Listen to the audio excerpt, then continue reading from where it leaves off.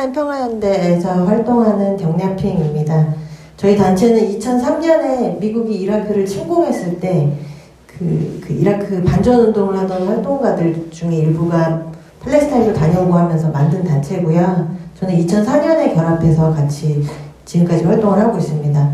사실 제가 20년이나 활동을 하게 될 거라고는 상상도 못했는데 그 전에 이 문제가 해결될 줄 알았거든요. 근데 오히려 20년 동안 상황이 더 최악으로 치닫고 있고 지금은 정말 그 누구도 부정할 수 없는 일반적인 집단 학살 상황에까지 이르렀습니다. 그래서 저희는 지금 다 활동명을 사용하고 있어요. 제 이름 보고 뭐 다 중국 사람이냐고 많이 궁금해 하시는데 그냥 별명으로 사용을 하고 있는 거고요. 저희가 이스라엘이 팔레스타인을 완전히 통제하고 군사점령하고 있기 때문에 저희가 팔레스타인에 정기적으로 현장 활동을 가는데 들어가려면 무조건 이스라엘을 통해야만 들어갈 수 있어요.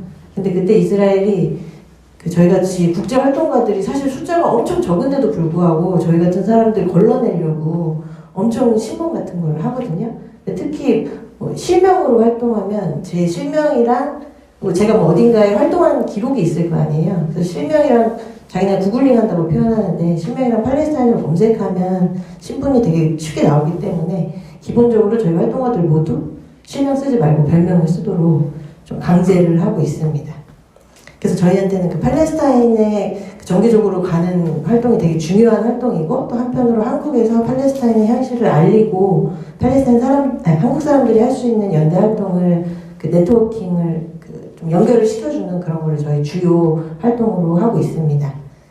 사실 오늘 선생님들이 팔레스타인에 대해서 아마 이해하고 계신 편차가 좀 있을 것 같아요. 그래서 이미 알고 계시는 얘기를 들으시는 분들도 앞에 제가 역사 부분 이런 거는 이미 아는 얘기를 듣게 되는 분도 계실 것 같고 처음 듣게 되는 분도 계실 것 같아서 제가 그냥 일반적인 수준에서 역사랑 지금 상황이 어떤지 그리고 우리가 뭘 해야 되는지 이런 거를 다 준비를 해봤습니다.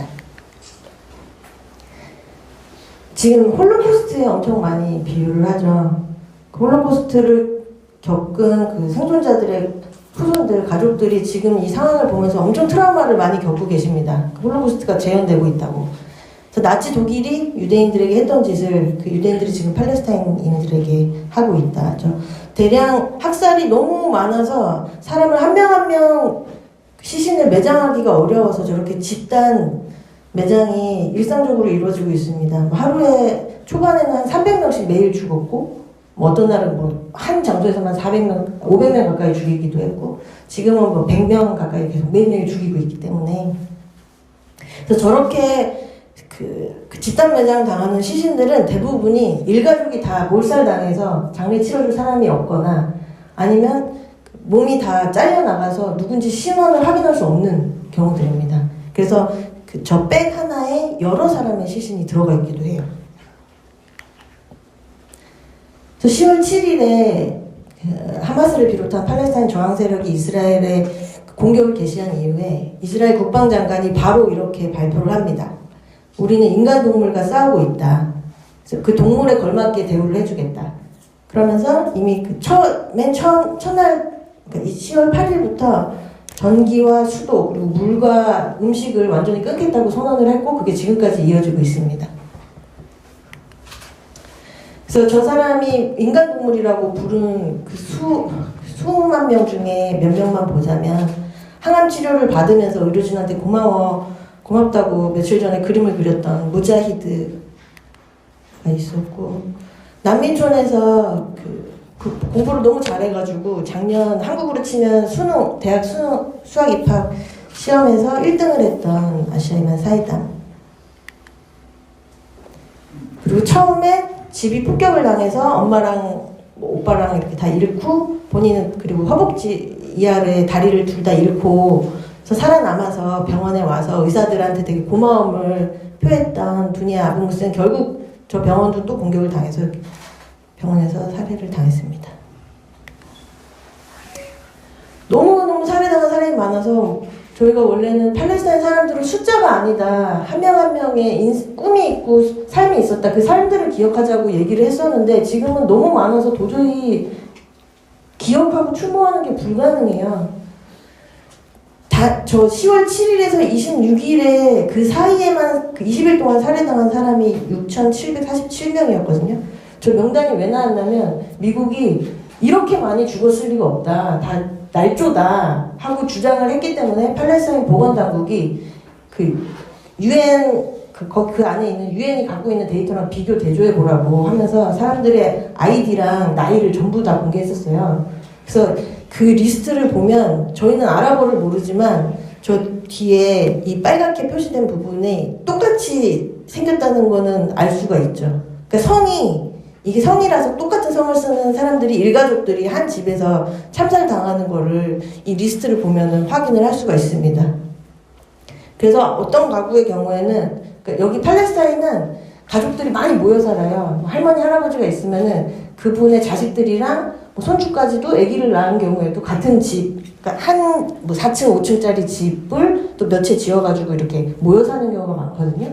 그럴 경우에 거기를 폭격하면 정말 많은 경우에는 100 몇십 명이 한 일가가 사라지는 거죠. 그래서 이런 식으로 사라진 일가, 그러니까 가족이 아예 한 명도 남지 않은 그런 게 300가구가 넘어요. 300가족이 넘어요. 300 성씨가 넘습니다. 그래서 10월 7일 이후에 5개월 동안 이스라엘이 살해한 팔레스타인 아동 숫자만 13,000명이 넘습니다.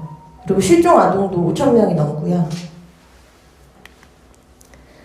애기들이 너무 많이 죽는데 특히 몸이 찢겨나가니까 그 죽은 시신이 누군지를 부모님들이 알 수가 없어서 애기들 다리에 저렇게 이름을 써놓는 일들이 한국 뉴스에도 많이 보도가 됐었습니다. 사람을 폭격으로 직접 죽이기도 하지만 뭐 이분은 살아계신 기자님인데 암 환자가 가자지구에 10,000명 정도가 있는데 지금 아무 치료를 못 받아서 정말 서서히 죽어가고 있어요. 그리고 지금 현재 가장 중요하고 시급한 일이 이스라엘이 기아를 무기로 삼고 있다는 건데요. 기아를 무기로 삼는다는 거는 미국이 러시아에 대해서 그 우크라이나에 그렇게 하지 말라고 엄청 많이 비난을 했던 건데 이스라엘이 이렇게 하고 있는 거에 대해서는 정말 최저 수위로만 얘기를 하고 있죠. 근데 지금 이 기아의 무기화가 너무 심각해서 실제로 사람이 굶어 죽고 있어요. 지금 오늘 아침에 나온 뉴스를 총 27명이 지금 살해된 상태고요. 그러니까 탈수랑 영양실조로 사람이 죽는데 원래 이게 뭐 모든 사람이 동시에 죽는 게 아니고 그 사회에서 가장 취약한 사람부터 죽잖아요. 그래서 신생아들이 먼저 죽기 시작했고 장애 아동들이 죽기 시작하고 노인들이 지금 죽고 있습니다. 그래서 이 장애 아동이 죽었을 때 뭐 이 죽은 아기를 이스라엘 사람들이 그 팔레스타인 피해자들을 되게 조롱하는 게 지금 이스라엘에서 엄청 유행이에요. 그러니까 한국으로 따지면 일베 같은 그런 문화가 사회 거의 전반적으로 되게 일반적이 된 거죠. 그 되게 안타까운 일인데 뭐 예를 들어서 뭐 저렇게까지 끔찍한 얘기들을 안 하더라도 기본적으로 이스라엘 인구의 94%가 지금 가자지구에서 이스라엘 점령군이 행하고 있는 공격의 정도가 적절하다고 얘기를 해요. 적절하거나 부족하다. 인구의 94%가. 그리고 이거는 이 애기가 이 피골이 상접한 모습이 E.T. 같다고 지금 스필버그의 E.T.의 후속작이 나왔다고 이런 식으로 조롱하는 것들이 좋아요를 엄청 많고 엄청나게 이스라엘 SNS에서 퍼져나갑니다. 신생아들이 뭐 우유를 못 구해가지고 부모님이 우유를 이렇게 구해왔지만 안타깝게 기다리지 못하고 아기가 갔었고 지금 2월 29일에 밀가루 학살이라고 혹시 들어보셨나요? 지금 가자지구 북쪽은 이미 초기에 북쪽부터 이렇게 공격을 시작했어요. 그러니까 지상군이 북쪽에 먼저 들어가서 북쪽을 지금 완전히 거의 자기네 말로는 하마스를 소탕했다라고 표현하는데 지금 완전히 초토화시킨 상황이고 정말 그 물자를 구호품을 전혀 들어보내지 않아서 사람들이 실제로 굶어 죽고 있는 거죠 지금. 그래서 그 사람들이 어쩌다가 구호품을 실은 트럭이 들어오면은 트럭이 엄청 달려드는 거예요. 근데 이 달려드는 거를 그러면 누군가가 질서를 유지해야 되잖아요. 그 물건도 나눠줘야 되고 물건이 엄청 부족하기 때문에 나눠주고 그런 행정이 필요한데 그 행정을 하는 그 팔레스타인이면 하마스 하마스가 지금 팔레스타인 가자지구의 정부이기 때문에 하마스 경찰들이 그런 역할을 해야 되는데 이스라엘은 그 경찰차도 폭격을 했어요. 그러니까 그런 역할을 아예 못하게 하는 거죠. 그러니까 사람들이 당연히 그 트럭에 막 돌진을 해서 어떻게든 물건을 가져가려고 하고 그런 상황이 안전한 상황은 당연히 아니겠죠. 주민들 자신에게도. 근데 그런 상황을 이스라엘은 이 사람들이 폭도라고 그렇게 부르면서 그냥 무차별적으로 계속 총을 쏘고 있어요. 총을 쏘고 탱크로 공격을 하고 있는데 계속 그렇게 하다가 2월 29일에는 118명을 그냥 그 한 자리에서 학살을 한 거예요. 그러니까 이건 규모가 좀 너무 크니까 사실 뭐 항상 맨날 뭐 1명, 2명 죽이고 5명 죽이고 이러면 아무도 뭐라고 안 하다가 100명 넘게 죽이니까 미국도 유럽도 뭐 난리를 쳤어요. 이스라엘한테 이렇게까지 하면 안 된다고. 그러면은 이스라엘은 바로 우리가 쏴서 죽인 게 아니고 자기네끼리 밀고 깔려서 죽은 거다. 조사를 더 해보겠다. 그리고 조사를 했더니 실제로 밀고 깔려서 죽은 거다라고 자체 조사 결과를 매듭을 지었습니다. 그리고 어저께 또 같은 장소에서 구호품을 기다리던 사람들을 쏴서 지금 9명이 또 살해됐습니다. 그러니까 이게 아무 제재가 없으니까 이스라엘로서는 그냥 해도 된다는 사인이 되는 거예요. 이렇게 했으면 국제사회에서 뭐라고 하네? 근데 우리가 한 거 아니다. 그렇게 말로 하고 잠깐 기다리면 그 비난이 다 사라지니까 가자 주민을 굶게 하는 이유에 대해서 이스라엘 국회의원이 한번 방송에 대고 저렇게 노골적으로 얘기를 이미 10월 달에 했습니다. 가자 사람들을 굶기고 갈증을 느끼게 만들어야만 우리가 무역자를 찾을 수 있다. 걔네들한테 음식이나 음료랑 의약품을 뇌물로 제공을 해야지 걔네들이 우리한테 정보를 줄 테니까. 그래서 1948년에 이스라엘이 들어설 때 팔레스타인 원주민을 다 인종 청소를 하고 들어섰어요. 그때 살아남았던 생존자들이 지금 돌아가시고 계십니다. 그리고 돌아가시지 않더라도 그때 이미 인종 청소 당하면서 강제 이주 당했었는데 그래서 난민이 됐는데 다시 또 난민이 되고 이 가자지구 안에서만도 지금 이번 공격으로만 10번 넘게 지금 다들 강제로 이주를 당하고 있습니다. 민간인들을 그냥 하마스를 찾겠다고 하면서 그냥 무차별적으로 체포를 해요. 그래서 너무 끔찍한 장면들인데 옷을 다 벗기고 눈을 가리고 그리고 손을 뒤로 케이블 타이를 묶어서 사람들을 저렇게 군용 트럭에 싣고 끌고 갑니다. 그러면서 이런 사진이나 영상들을 뭐 유출된 게 아니고 자기네가 찍어서 올려요. 지금 이스라엘 군인들은 완전 감각이 마비돼 있어요. 이게 전쟁 범죄라는 것조차 그냥 전혀 상관을 하지 않아요. 그래서 여기 옷 입고 계신 분이 계신데 이분은 여성분입니다. 그러니까 여자든 아동이든 다 상관없이 끌고 가고 있고요. 그래서 이렇게 끌고 간 사람들을 시신으로 돌려보내는 게 몇 사례가 있었고 고최근에 한 이스라엘 언론이 그러니까 이렇게 끌고 가서 이스라엘 감옥으로 끌고 가거든요. 그래서 가서 고문을 막 수십 일 동안 한 다음에 하마스 아니구나 하고 몇 명은 돌려보내고 몇 명은 죽여서 돌려보내는데 지금 확인된 것보다 더 많을 텐데 이스라엘에서 최소로 확인한 게 27명이 이렇게 끌려가서 고문을 당한 끝에 살해를 당했다. 이렇게 며칠 전 뉴스로 나왔습니다.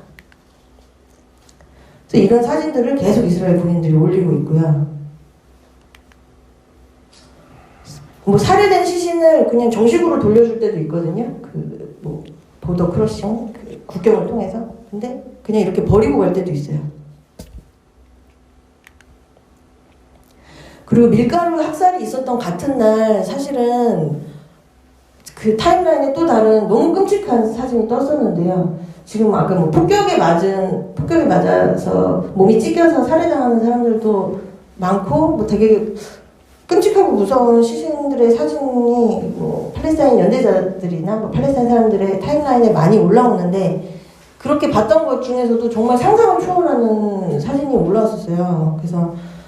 그래서 원래는 그렇게 끔찍한 사진을 사람들이 이렇게 서로 이렇게 좀 가려서 공유하고 그러는데 이거 너무 끔찍하니까 너무 충격적이라서 사람들이 이 사진을 계속해서 공유를 합니다. 저는 그 8만 일부만 가져왔는데 탱크로 사람을 깔아 뭉개가지고 완전 몸이 다 산산조각이 난 거죠. 근데 저 팔에다가 케이블 타이가 묶여있던 걸 보면 이 사람도 그 무차별 체포당한 사람 중에 한 명이고, 실제로 그 무차별 같이 체포당했던 사람들이 그렇다고 얘기를 하고 있습니다. 근데 이분을 처음으로 깔아 죽인 게 아니고, 그 전에도 뭐 병원 마당도 탱크나 불도저로 치워서 사람들이 다치고 죽고 그런 일들이 있었습니다. 근데 저는 너무 충격적인데, 이런 일들이 별로 국제 미디어에 보도가 안 돼요. 저는 그 사실이 너무 충격적이에요. 그래서 이스라엘 군인들은 아까도 말했듯이 자기네가 무슨 짓을 하고 있는지 숨길 생각이 없거든요. 나중에 한번 링크를 타고 들어가서 보셨으면 좋겠는데, 다들 되게 신나게 노래를 하면서 춤을 춰요. 가자지구에 무고한 민간인은 없다고, 가자지구를 우리가 다 쓸어버리러 왔다고. 이 영상은 그 1월에 국제사법재판소에서 그 이스라엘이 지금 집단학살을 있을 가능성이 높다, 그런 판결이 나왔는데, 그때 그 남아공 쪽에서 그 제소한 남아공이 증거로 제공했던 영상이기도 합니다. 그래서 지금 이스라엘은 그 표적을 생성하는 속도가 폭격을 하는 속도보다 더 빠르다 그래요. 그러니까 보통은 그런 일이 있을 수가 없는데, 그게 가능한 이유는 지금 대량 인공지능을 사용하고 있기 때문이고, 그래서 이거를 구글 노동자들이 이렇게 표현을 하더라고요. 인류 역사상 최초로 인공지능을 사용해서 학살을 하고 있다. 그리고 이거를 그 이스라엘 군 정보기관 전 현직 요원들을 인터뷰해서 보도한 이스라엘 언론사는 이걸 대량 암살 공장이다라고 표현을 했습니다. 그러니까 예전에는 그동안도 이스라엘이 가자지구를 뭐 크게 대여섯 차례 침공을 해왔는데, 그 전이랑 이번에는 규모가 차원이 다르거든요. 그 다르게 가능하게 하는 게 바로 저 인공지능 덕분이라는 거죠. 그래서 이미 첫째 주에, 10월 7일 이후에 첫째 주에 이스라엘이 자기네가 공개를 했어요. 6,000톤의 폭탄을 쏟아부었다고. 그래서 그 일주일 동안만도 너무 끔찍한 상황이었어서 이스라엘 유대인인 홀로코스트 역사학자가 이거는 그냥 너무 전형적인 집단 학살이라고. 근데 왜 이스라엘은 그리고 심지어 그걸 숨기지도 않는데 전 세계가 이걸 어떻게 그냥 놔두고 있을 수가 있냐고, 그런 글을 일주일도 안 될 때 발표를 하기도 했습니다. 근데 지금 5개월이 지난 지금도 전 세계가 이 목소리를 듣지 않고 계속 일어나게 놔두고 있죠. 그래서 지난 1월 말에 국제사법재판소에서 집단학살 판결이 있었는데요. 그 전까지의 상황을 짧게 요약을 해봤어요. 그래서 이스라엘이 모두 죽이겠다고 하면서 모든 물자 반입을 차단을 했습니다. 그래서 예멘이 지금 홍해 공세를 계속하고 있잖아요. 예멘의 요구사항이 정말 수위가 낮아요. 그러니까 무슨 이스라엘 해체하라 이런 게 아니고, 그리고 학살을 중단해라도 아닙니다. 물론 학살을 중단하라고 요구하지만 자기네가 홍해 공세를 한 이유는 이스라엘이 가자지구에 구호품도 반입하지 못하게 하기 때문이에요. 그래서 구호품이 들어가게 하면 홍해 공세를 해제하겠다고 하는데도 지금 미국과 영국이 아시다시피 예멘을 공격을 했죠. 그리고 예멘은 그래서 자기네 공격 타겟을 원래는 이스라엘 배나 이스라엘로 가는 배, 지금 팔레스타인 가자 주민 굶겨 죽이고 있는데 이스라엘과 이런 무역을 해서는 안 된다 하면서 이스라엘로 가는 배만 원래 그 봉쇄를 했다가 지금은 미국과 영국 국적 배도 공격 대상을 확대를 했습니다. 그래서 영국과 미국이 예멘 폭격으로 응수를 했고, 정말 이해가 안 가죠. 왜냐면 영국이랑 미국도 어쨌든 이스라엘한테 구호품은 들여보내라고 요구를 하거든요. 계속 그런 거를 압박을 하기는 해요. 하지만 예멘이 같은 요구를 하는 거에 대해서 그냥 용서를 할 수가 없는 건 거죠. 자기네가 원하는 방식대로 이게 굴러가야 되는데 예멘은 그거를 따르지 않고 홍해를 봉쇄를 하고 있으니까 자기네는 뭐 예멘의 군사시설을 폭격한다고 하지만 실제로는 민간인들을 죽이고 있습니다.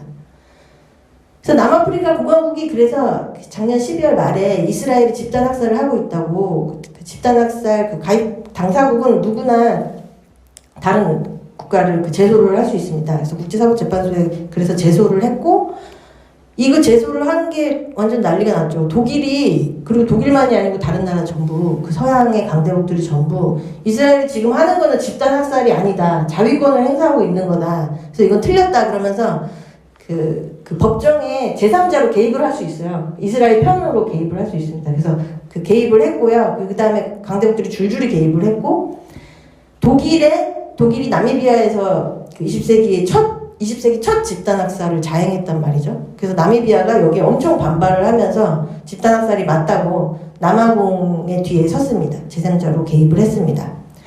그래서 1월 30일에 나온 국제사법재판소 판결에서, 그러니까 임시 판결인 거죠. 이 뭐 국제사법재판소의 그 판결은 시간이 되게 오래 걸리기 때문에 뭐 몇 년 뒤에 이게 집단학살이었다라고 나올 텐데, 어쨌든 지금 너무 상황이 긴급하기 때문에 가처분 같은 걸 내려달라고 남아공이 요구를 했고, 국제사법재판소가 집단학살과 매우 유사해 보이니까 이스라엘한테 중단하고 이제 구호품 들어가게 해라, 집단학살적인 행동들 방지해라, 뭐 이렇게 임시 명령을 내렸습니다.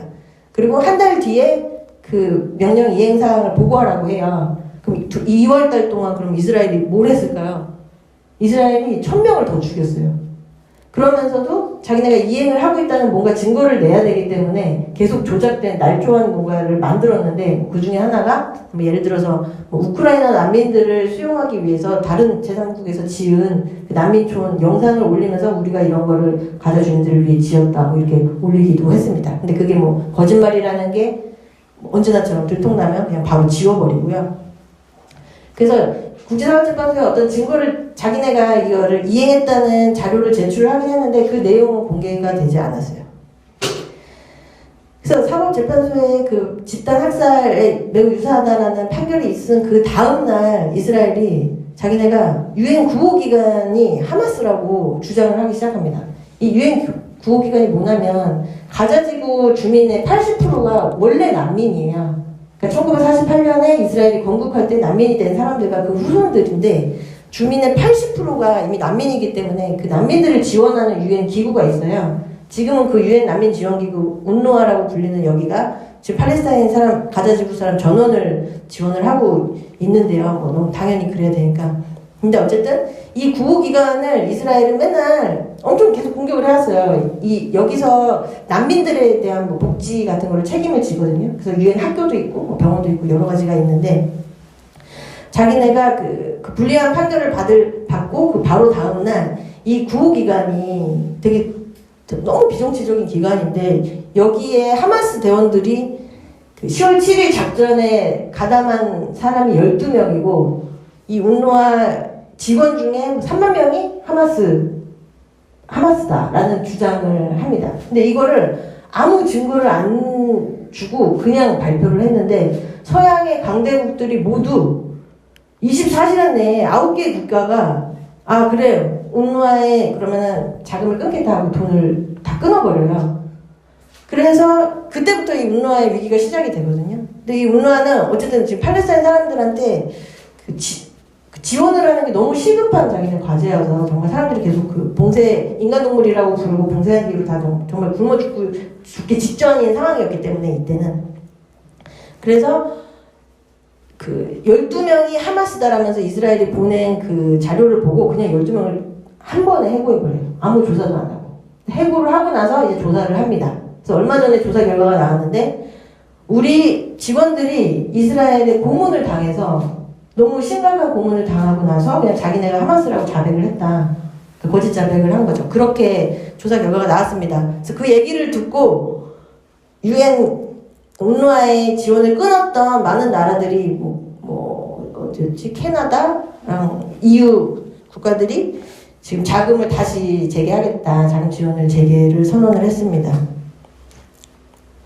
그래서 미국도 자기네도 그래서 구호를 하고 있다고 계속 주장을 해요. 그러면서 지금 하고 있는 일은 그 구호품을 이렇게 패러슈트 뭐라 그러지?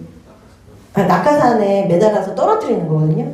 근데 이게 정말 비효율적이래요.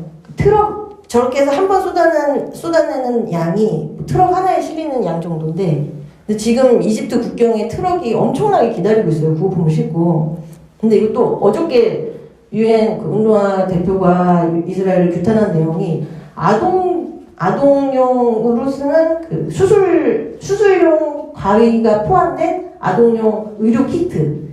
이 수술용 가위 하나 때문에, 가위 품목 때문에 트럭 전체를 다 돌려보낸대요. 그 한 트럭을, 그게 실린 같은 트럭을. 그래서 지금 마취제도 반입 금지고요.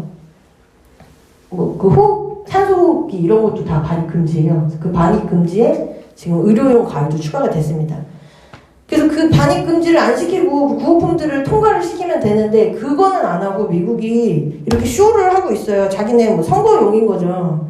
그래서 이거를 떨어뜨렸을 때 제일 가슴이 아픈 거는 이게 정말 너무 의미가 없고 정말 안 좋은데도 가자 주민들은 정말 지금 굶고 있기 때문에 저기 떨어질 때 너무 화난 얼굴로 웃으면서 달려가서 저거를 받아오시거든요. 애기들도 그렇고. 근데 그리고 뭐 이거를 사실은 11월부터 요르단이 계속 해온 거예요. 그래서 사실 저는 요르단한테 너무 화가 나는데 요르단이 이스라엘이랑 되게 친하기 때문에 구호품을 자기네가 그 이스라엘이 통제하는 그 하늘을 사용을 해서 자기네가 구호품을 떨어뜨릴 수 있는 거예요. 그래서 요르단이 계속 그걸 해왔고 요르단이 그 분야에서 프로페셔널 하니까 뭐 영국이나 뭐 네덜란드, 프랑스 이런 국가들도 다 요르단 군이랑 같이 협조를 받아가지고 이런 식으로 구호품을 떨어뜨려 왔습니다. 그러다가 최근에 미국도 조인을 한 거죠. 그리고 나서 지금 미국이 하겠다는 게 가자지구에 임시항구를 만들겠다는 거예요. 그러니까 이렇게 떨어뜨리는 이 구호품에 맞아요. 이거를 바다 쪽으로 많이 떨어뜨리거든요. 아니면 그리고 땅으로 그래서 바다 쪽으로 떨어뜨리면은 애기들이 추운데 다 수영해가지고 가서 그 물건 어떻게든 가져오려고 그래요. 아까도 말했듯이 나눠주는 사람이 없기 때문에 그냥 빨리 가서 차지를 해야 되는 거죠. 근데 그 구호품 떨어뜨린 거를 이스라엘이 보고 폭격을 하기도 해요. 그리고 구호품이 이렇게 떨어지고 있을 때 동시에 폭격을 하는 그런 사진도 최근에 나왔습니다. 그래서 이렇게 떨어뜨리는 것 중에 이 낙하산 중에 불량품들이 있어요. 그래서 이 불량품 낙하산 구호품에 깔려서 지금 사람이 죽었어요. 그래서 이렇게 죽은 사람들이 지금 몇 명이 있습니다. 그래서 미국이 가자지구에 임시항구를 지어서 거기다가 이제 구호품을 배로 들어오게 하겠다 지금 그러면서 짓고 있거든요. 근데 그것도 너무 황당하게 그 가자지구에 그 이스라엘 모든 걸 통제해서 지금 아무것도 건설 자재가 못 들어가는데 저거를 항구를 짓게 하기 위해서는 이집트 국경 쪽으로 건설 자재랑 기계들을 다 들여보낸 거예요. 그러니까 미국이 원하면 뭐든지 들어갈 수 있다는 게 다시 입증이 된 거죠. 뭐 원래도 그렇지만. 근데 왜 거기로 구호품을 안 들여보내고 가자지구에다 굳이 항구를 지어서 거기다가 배로 하겠다고 구호품을 넣겠다고 하는 건지 이거에 대해서 팔레스타인 사람들이 미군 기지 만들겠다는 거다 하고 굉장히 지금 염려를 하고 있습니다. 서방 국가들은 왜 이스라엘을 전폭적으로 지지를 하는 걸까요? 다들 아실 거라고 생각하지만 자기네 자신이 그냥 이스라엘이랑 똑같아요.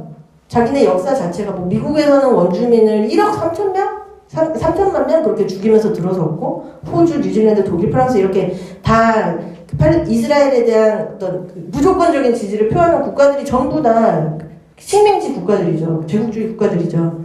지금 이 영국에서 제가 가져온 사진은 예멘이에요. 자기네가 식민 지배했던 예멘을 지금 폭격을 하고 있는 거죠.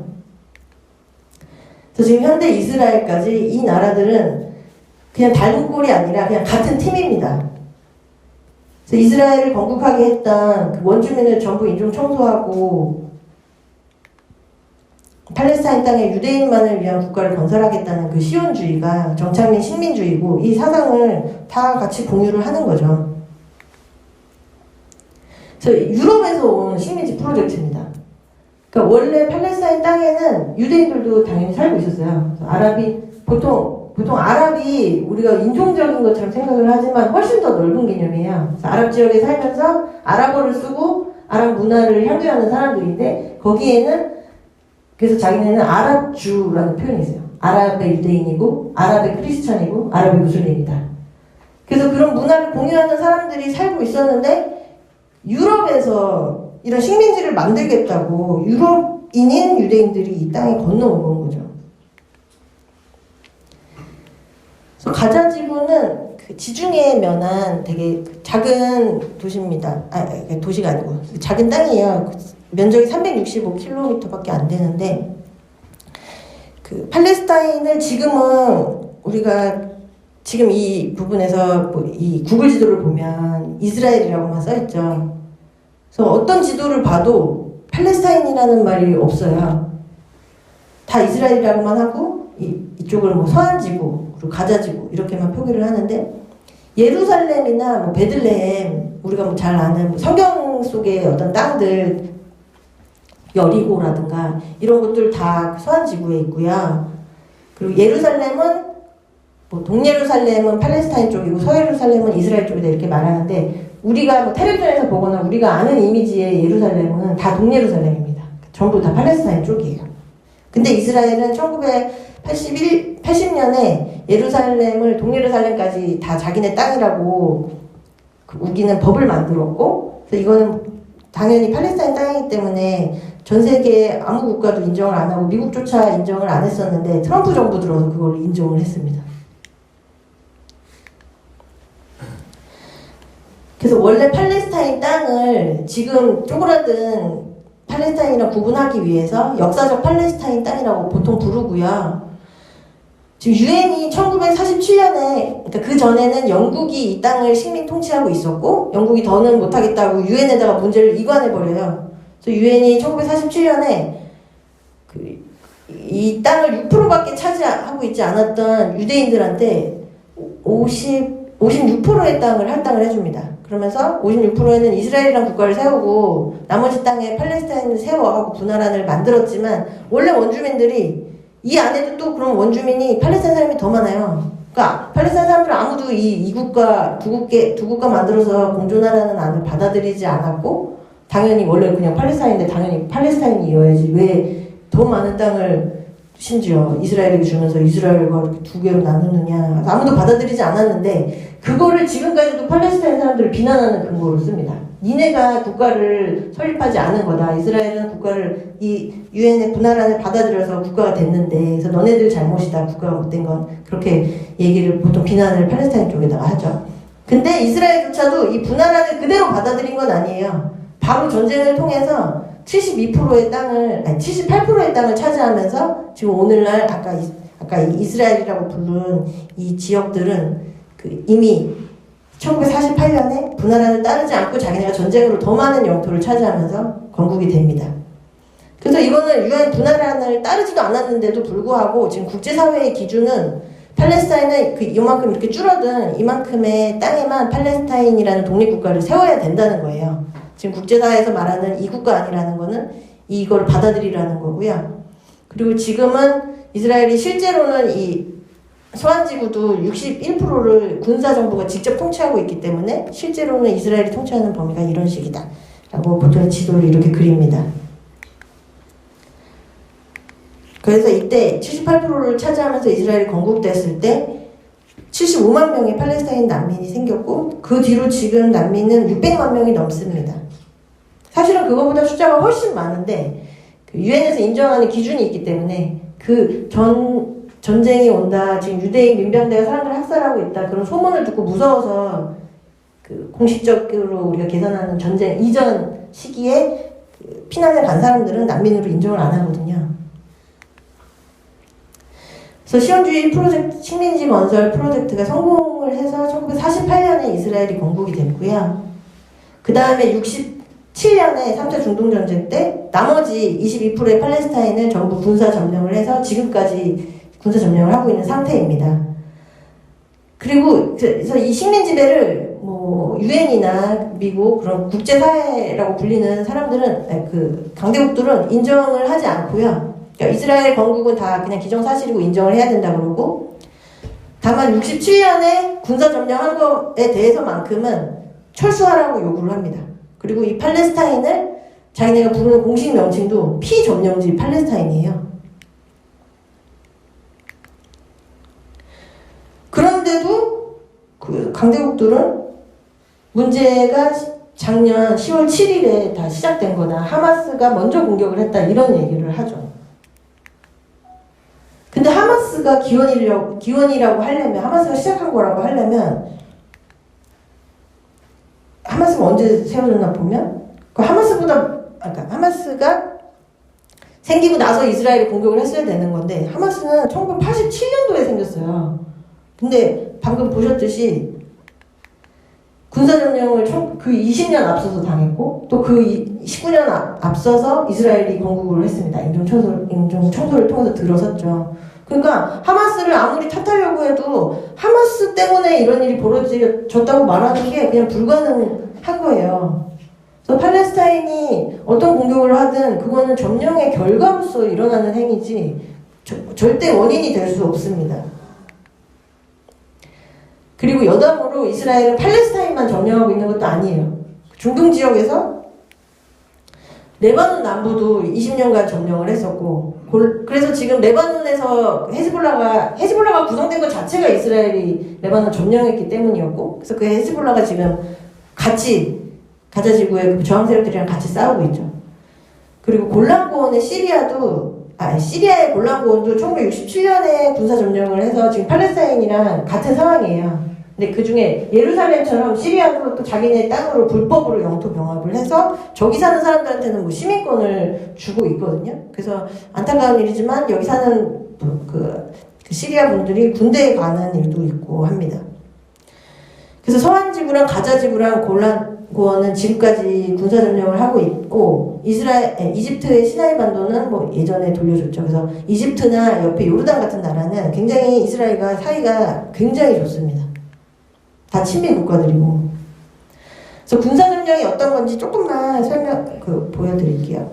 그래서 가자 지구는 2007년에 봉쇄당해서 지금까지 현대사에서 가장 긴 봉쇄라고 얘기를 하더라고요. 그러면서 주기적으로 대규모로 침공을 하고 학살을 주기적으로 자행을 하고 있습니다. 그래서 이게 2008-9년에 가자지구 봉쇄 이후로 처음으로 대규모 폭격을 했을 때의 사진인데, 이때는 유엔 학교에 백린탄이 쏟아진다. 이 사진이 국제사회를 엄청 뜨겁게 달궜었어요. 어떻게 이런 전쟁 범죄를 저지를 수 있느냐. 근데 이게 지금은 표준이 됐습니다. 이런 짓을 저지르도 아무 문제가 없기 때문에 백린탄은 그냥 일상적으로 사용을 하고 있습니다. 그리고 유엔 학교는 뭐 지금 다 때려 부쉈죠.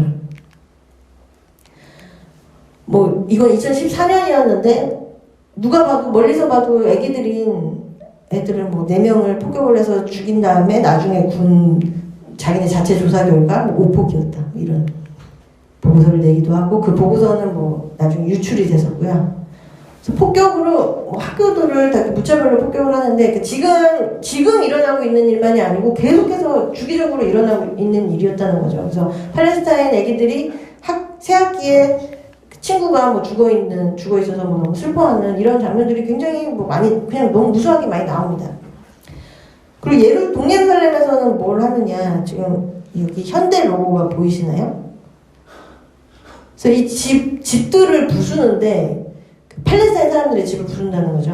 근데 이 집을 부수는 이유가, 이 땅은 팔레스타인 주민의 소유가 맞아요. 근데 건축 허가를 안 내줍니다. 예루살렘을 이스라엘이 자기네 영토로 강제 편입을 했다고 했잖아요. 그래서 예루살렘 시당국이 이거를 건설에 대해서 건축 허가를 내주고 말고 하는데 99% 이상이 허가를 못 받아요. 근데 집이 필요하니까 어쩔 수 없이 집을 짓기 시작을 합니다. 대출을 받아서 집을 짓기 시작해요.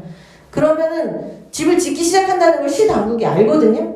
근데 가만 놔뒀다가 집이 어느 정도 완성이 되면 그때 철거 명령을 내립니다. 허가를 받지 않았다고 하면서. 그러면서 집행 비용도 대집행 비용을 다 청구를 해요. 그리고 벌금도 내야 되고요.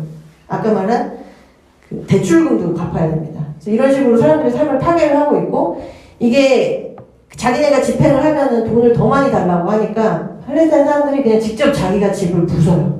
자기 손으로도 부수고 이런 굴착기를 불러서 부수기도 하는데, 여기에 대표적으로 사용되는 굴착기가 현대 기계여서 팔레스타인 분들이 예전부터 저희한테 그 현대 보이콧을 호소를 해오셨습니다. 이 자세한 내용은 이따가 조금 더 말씀드릴게요. 그리고 지금 동예루살렘에서 또 뉴 노멀이라고 할 수 있는 상황이 된 게, 이게 그 아라크사 모스크가 있는 여기는 황금돔 사원인데, 이 일대가 팔레스타인 사람한테는 되게 신성한 곳이에요. 하람 아시아리프라고 불리는 지역인데, 여기를 원래는 이스라엘 점령군이 이렇게까지 막 쳐들어오지는 않았거든요. 근데 유대인 불법 정착민들, 그 식민자들을 데리고 그 사람들을 지켜주려고 군인들이 뭐 들어오긴 했었어요. 그래서 그 사람 앞에서 호위하고 뒤에서 호위하면서 여기를 한 바퀴 돌고 나가고 뭐 그런 짓은 계속 해왔습니다. 그러니까 이 팔레스타인 사람들에게, 무슬림들에게 신성한 이 공간이 유대 교회에서는 템플 마운트라고, 자기네도 무슨 성지라고 주장을 해요. 근데 우리가 그냥 이렇게만 들으면 아 팔레스타인 쪽에도 종교적으로 의미가 있고 유대인 쪽도 종교적 의미가 있나 보다 싶은데 사실은 그냥 종교적인 의미의 문제가 아니고 여기는 되게 정치적인 공간이에요. 여기가 팔레스타인 사람들한테 무슬림이 아니어도 기독교인이더라도 되게 중요한 그 민족을 상징하는 공간이고 그래서 이스라엘 정치가들이 일부러 팔레스타인 사람들 도발하고 싶을 때 여기를 방문을 합니다. 그래서 2000년에도 되게 큰 규모로 민중 저항이 있었는데 그때도 당시 유명한 정치가가 여기를 일부러 도발을 하려고 방문을 한 그런 결과로 일어난 일이었고요. 그래서 이스라엘에서도 그 유대인들이 여기 가서 예배 보는 거를 금지하고 있어요, 원래. 그래서 경찰들도 이런 식으로 와서 예배를 하면 안 된다고 자기네 그 유대인 시민들을 못하게 막았었는데 지금은 갈수록 저 사람들을 오히려 보호해주고 와서 예배를 드리거나 팔레스타인 사람들을 공격하게 놔두다가 이제 자기네가 코로나 이후에는 직접 쳐들어가서 팔레스타인 신도들을 공격을 하고 뭐 불법 체포를 해가고 그러고 있습니다. 그러니까 처음에는 여기를 침탈했을 때 어떻게 종교시설을 또 침탈하냐고 또 전 세계적으로 엄청 항의를 하고 분노를 하고 그런 자유주의 언론들까지도 다 엄청 규탄을 했었는데 지금은 이게 다시 그냥 평범한 일이 된 거예요. 그래서 별로 이런 일이 있어도 아무도 놀라지도 않습니다. 놀라지도 않고 보도하지도 않고 규탄하는 거는 더더욱 없죠. 그리고 이스라엘인들이 예루살렘에서 제일 많이 하는 제일 무서운 행사 중에 하나가 이 깃발 행진이라는 건데요. 5월 이것도 영상으로 보시면 엄청 무서워요. 사실 이렇게 깃발을 들고 다니는 그 식민자들을 만나는 게 되게 흔하긴 해요. 근데 5월달이 되면은 더 자기네가 뭐 깃발 행진이라는 이름으로 엄청 많은 인원이 아랍인들을 다 죽여야 된다. 제2의 나크바, 그러니까 인종청소가 다시 오고 있다. 막 그런 그리고 아랍 마을 다 불태워버리겠다. 그런 노래들을 부르면서 그러니까 여기 아까 말했듯이 동예루살렘은 팔레스타인인데 그 팔레스타인 주민들이 있는 데를 저렇게 휘젓고 다닙니다. 그거를 이스라엘 군대가 다 지켜주고 있고요. 팔레스타인 아동들은 돌을 던졌다는 이유로 군사 법정에 서요. 그래서 여기도 이거는 그나마 낮에 잡아가는데 수십 명의 군인이 아동 한 명을 이렇게 잡아가죠. 지금도 며칠 전에도 7살 아기를 집에 쳐들어가서 여자 아기를 막 잡아가는 영상이 돌았는데 되게 많은 경우에는 애들이 낮에 이렇게 돌을 던지는 걸 보고 제가 누군지 제 집이 어딘지를 확인해 둔 다음에 밤에 쳐들어가요. 바로 안 잡아가고. 그래서 밤에 쳐들어가면 잠자고 있던 식구들이 다 깜짝 놀라서 밤에 집을 쑥대밭을 만들어 놓고 애기들을 데려가는 거를 일부러 전략적으로 하고 있습니다. 그래서 이렇게 잡혀가서 군사법정에 가면 뭐 부모님은 물론이고 변호사도 못 만나게 하고 히브리어로 써진 거에 자백서에다가 사인을 하게 강제를 합니다. 그래서 이렇게 잡혀간 애기들이 거의 100% 가깝게 유죄 판결을 받아요. 지금 서한지구는 그 분리장벽이라고 불리는 이 거대한 8m 높이 장벽으로 완전 둘러싸여져 있습니다. 이거를 2002년부터 짓기 시작해서 국제사법재판소가 그 2년 뒤에 불법이라고 권고적 의견을 내리거든요. 근데 뭐 계속 지었고 아무 제재가 없었고 결국은 완성을 했습니다. 불법 유대인 정착촌은 그러니까 서한지구 안에다가 불법 유대인 정착촌을 계속 짓고 있는데요. 예루살렘은 또 물론이고 이거는 미국조차도 엄청 규탄을 해요. 왜냐면은 서한지구 안에다가 이렇게 이스라엘 자기네 시민들을 이주시켜서 마을을 만드는 게 미래에 자기네가 생각할 때는 서한지구는 팔레스타인 땅으로 독립국가가 돼야 되는데 이것 때문에 독립국가가 될 수 없다고 짓지 말라고 엄청 말은 되게 세게 하거든요. 근데 뭐 실제로 제재하는 게 전혀 없는 거죠. 이 정착촌은 원래 그냥 존재 자체로도 제네바 협약을 위반하는 전쟁 범죄입니다. 근데 이 그냥 존재만 전쟁 범죄인 게 아니고 여기에 사는 정착민들이 실제로 전쟁 범죄를 매일 저지르고 있어요. 그래서 뭐 불법 유대인 정착민이 이때 작년 2월 달에 팔레스타인 마을들을 엄청나게 그전에 항상 그랬지만 되게 집중적으로 공격을 했었는데 뭐 차량 집에 불지르고 사람들 죽이고 유대인 사회에서 자기네가 겪었던 그 홀로코스트랑 같은 그 포그람이라고 이름을 붙였을 정도로 엄청 심각한 심지어 이스라엘 군대조차도 점령군조차도 저런 표현을 쓸 정도로 유대인 정착민들의 폭력이 엄청나게 극심했었습니다. 지금은 이거 작년 10월달 상황인데 10월달에 서한지구에 있던 군대가 가자지구 주민 공격하러 많이 빠졌어요. 그랬더니 자기네가 군대 역할을 하겠다 그러면서 군대들이 그 팔레스타인 시민들한테 팔레스타인 주민들한테 하던 짓을 하고 있습니다. 뭐 이동 같은 거 제한하고 검문하고 불법 체포해가지고 불법적으로 감금해두고 있고. 그래서 이렇게 불법 유대 정착민들이 사는 마을이랑 이스라엘이랑 연결하는 전용 도로들이 있어요. 그래서 팔레스타인 사람들은 이렇게 꾸불꾸불하게 가야 되는데 이 사람들은 이렇게 뭐 편하게 다닐 수 있는 거죠. 그래서 이렇게까지 인종이 분리되어 있는 거는 남아공에서 우리가 봤었던 아파르테이트랑 너무 노골적으로 다를 게 없습니다. 그래서 전 세계의 뭐 엄청 보수적인 국제 기관들도 지금 이스라엘은 아파르테이트라고 규정하기를 서슴지 않고 있습니다.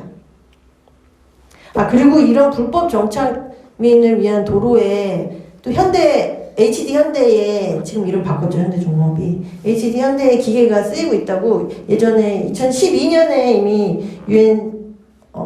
UN 팔레스타인 특별보고관이 보고서에서 명시적으로 언급을 하면서 이런 군사점령에서 이윤을 얻지 말라고 지적을 한 바가 있습니다. 근데 우리는 이스라엘이랑 팔레스타인을 마치 그 두 개의 당사자가 싸우고 있는 것처럼 많이 생각하죠. 그러니까 이스라엘이 분명 강하고 힘이 세고 나쁘긴 한데 어쨌든 팔레스타인이랑 서로 주고받고 있다. 그래서 뭐 폭력의 악순환이다 이런 표현들을 엄청 많이 쓰는데요. 그렇게 순환한다고 생각하는 거는 완전히 틀린 관점입니다. 그래서 이거는 아까 말했듯이 1967년에 이스라엘이 팔레스타인을 군사 점령을 했고 그게 지금 50년 넘게 이어지고 있고 그거는 심지어 가장 보수적인 국제기관들조차 미국조차도 인정하는 그냥 사실인 거예요. 의견의 문제가 아니고. 그래서 점령자와 피점령자의 문제고 식민자와 피식민 지배자의 문제입니다. 그리고 이거를 유대인이랑 아랍인의 문제라고 되게 많이 얘기를 하거든요. 근데 이거는 이스라엘이 좋아하는 내러티브예요. 그러니까 자기네가 식민 지배하고 있는 게 아니고 유대인은 유대인끼리 살면 되고 아랍인은 아랍인끼리 살면 되니까 여기 이 땅에 사는 아랍인들 다 나가서 요르단이랑 이집트 가서 살으라고 이라크 가서 살으라고 맨날 이스라엘이 주장하는 거거든요. 그리고 이스라엘을 비판하면 반유대주의라고 엄청나게 낙인을 찍고 지금 미국에서는 팔레스타인을 조금만 연민하는 말만 해도 자기 직장에서 잘리고 있죠. 왜냐면 저 사람 반유대주의자라고 그 미국에서 뭐 캠페인을 엄청 벌여요. 저 사람 해고해야 된다고. 그 해고를 하라는 요구를 받아서 그 회사에서 자르기도 하고 그 요구를 받기 이전에 그냥 그 상사가 시원주의자라서 자르는 일도 지금 엄청나게 빈번하게 일어나고 있습니다. 근데 이스라엘은 유대인과 절대 동의어가 아니고요. 이스라엘 자체가 홀로코스트 피해 국가도 아닙니다. 아우슈비츠 생존자들이 팔레스타인에 지지하고 연대하고 그런 활동을 엄청 많이 하셨었어요. 그러면은 그런 아우슈비츠 생존자조차도 반유대주의자가 됩니다. 그러니까 이스라엘을 지지하는 세력들은 저렇게 불러요. 그리고 뭐 엄청 전화나 편지로 살해 협박하고 이런 일들이 굉장히 흔합니다. 지금 미국에서도 엄청 전투적으로 싸우고 있는 이스라엘을 비판하고 미국 정부를 비판하는 그 세력 중에 하나가 미국의 유대인들입니다. 또 미국의 유대인들은 뭐 전 세계적으로 되게 이스라엘 친화적인 교육을 자체적으로 많이 받는데 그럼에도 불구하고 지금 이스라엘이 자행하는 것들을 보면서 미국의 젊은 유대인들이 완전히 생각이 너무 달라지고 있다 그래요. 자기가 배운 거랑 너무 다르다. 이스라엘이 절대 정당하지 않고 이스라엘은 유대 국가가 아니다.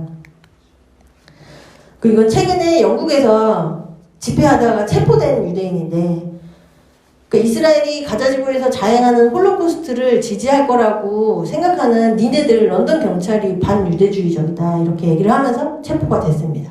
그래서 이 똑같은 일이 영국, 독일, 프랑스에서 온갖 군데에서 반복이 되고 있어요. 그러니까 유대인이어도 심지어 홀로코스트 생존자거나 그 후손이어도 이스라엘을 비판하면 그냥 반유대주의자가 되는 거죠. 그게 이스라엘의 전략인 거죠. 그래서 네타냐후 총리는 이렇게까지 말한 적이 있어요. 히틀러가 유대인을 절멸시킨 게 아니고 팔레스타인 사람이 그런 아이디어를 줬다고. 그러니까 이거를 비밀리에 어디 사석에서 얘기한 게 아니고 그냥 공개 석상에서 이런 얘기를 합니다. 지금 서양 언론이랑 서양 정부들이 제가 정말 그 20년 동안 이스라엘 편 드는 걸 봤지만 지금은 정말 전례가 없어요. 정말 같은 팀이라고밖에 생각이 안 돼요. 그러니까 학살을 공모하고 있다가 아니라 그냥 같이 계획을 해서 같이 학살을 하고 있는 겁니다.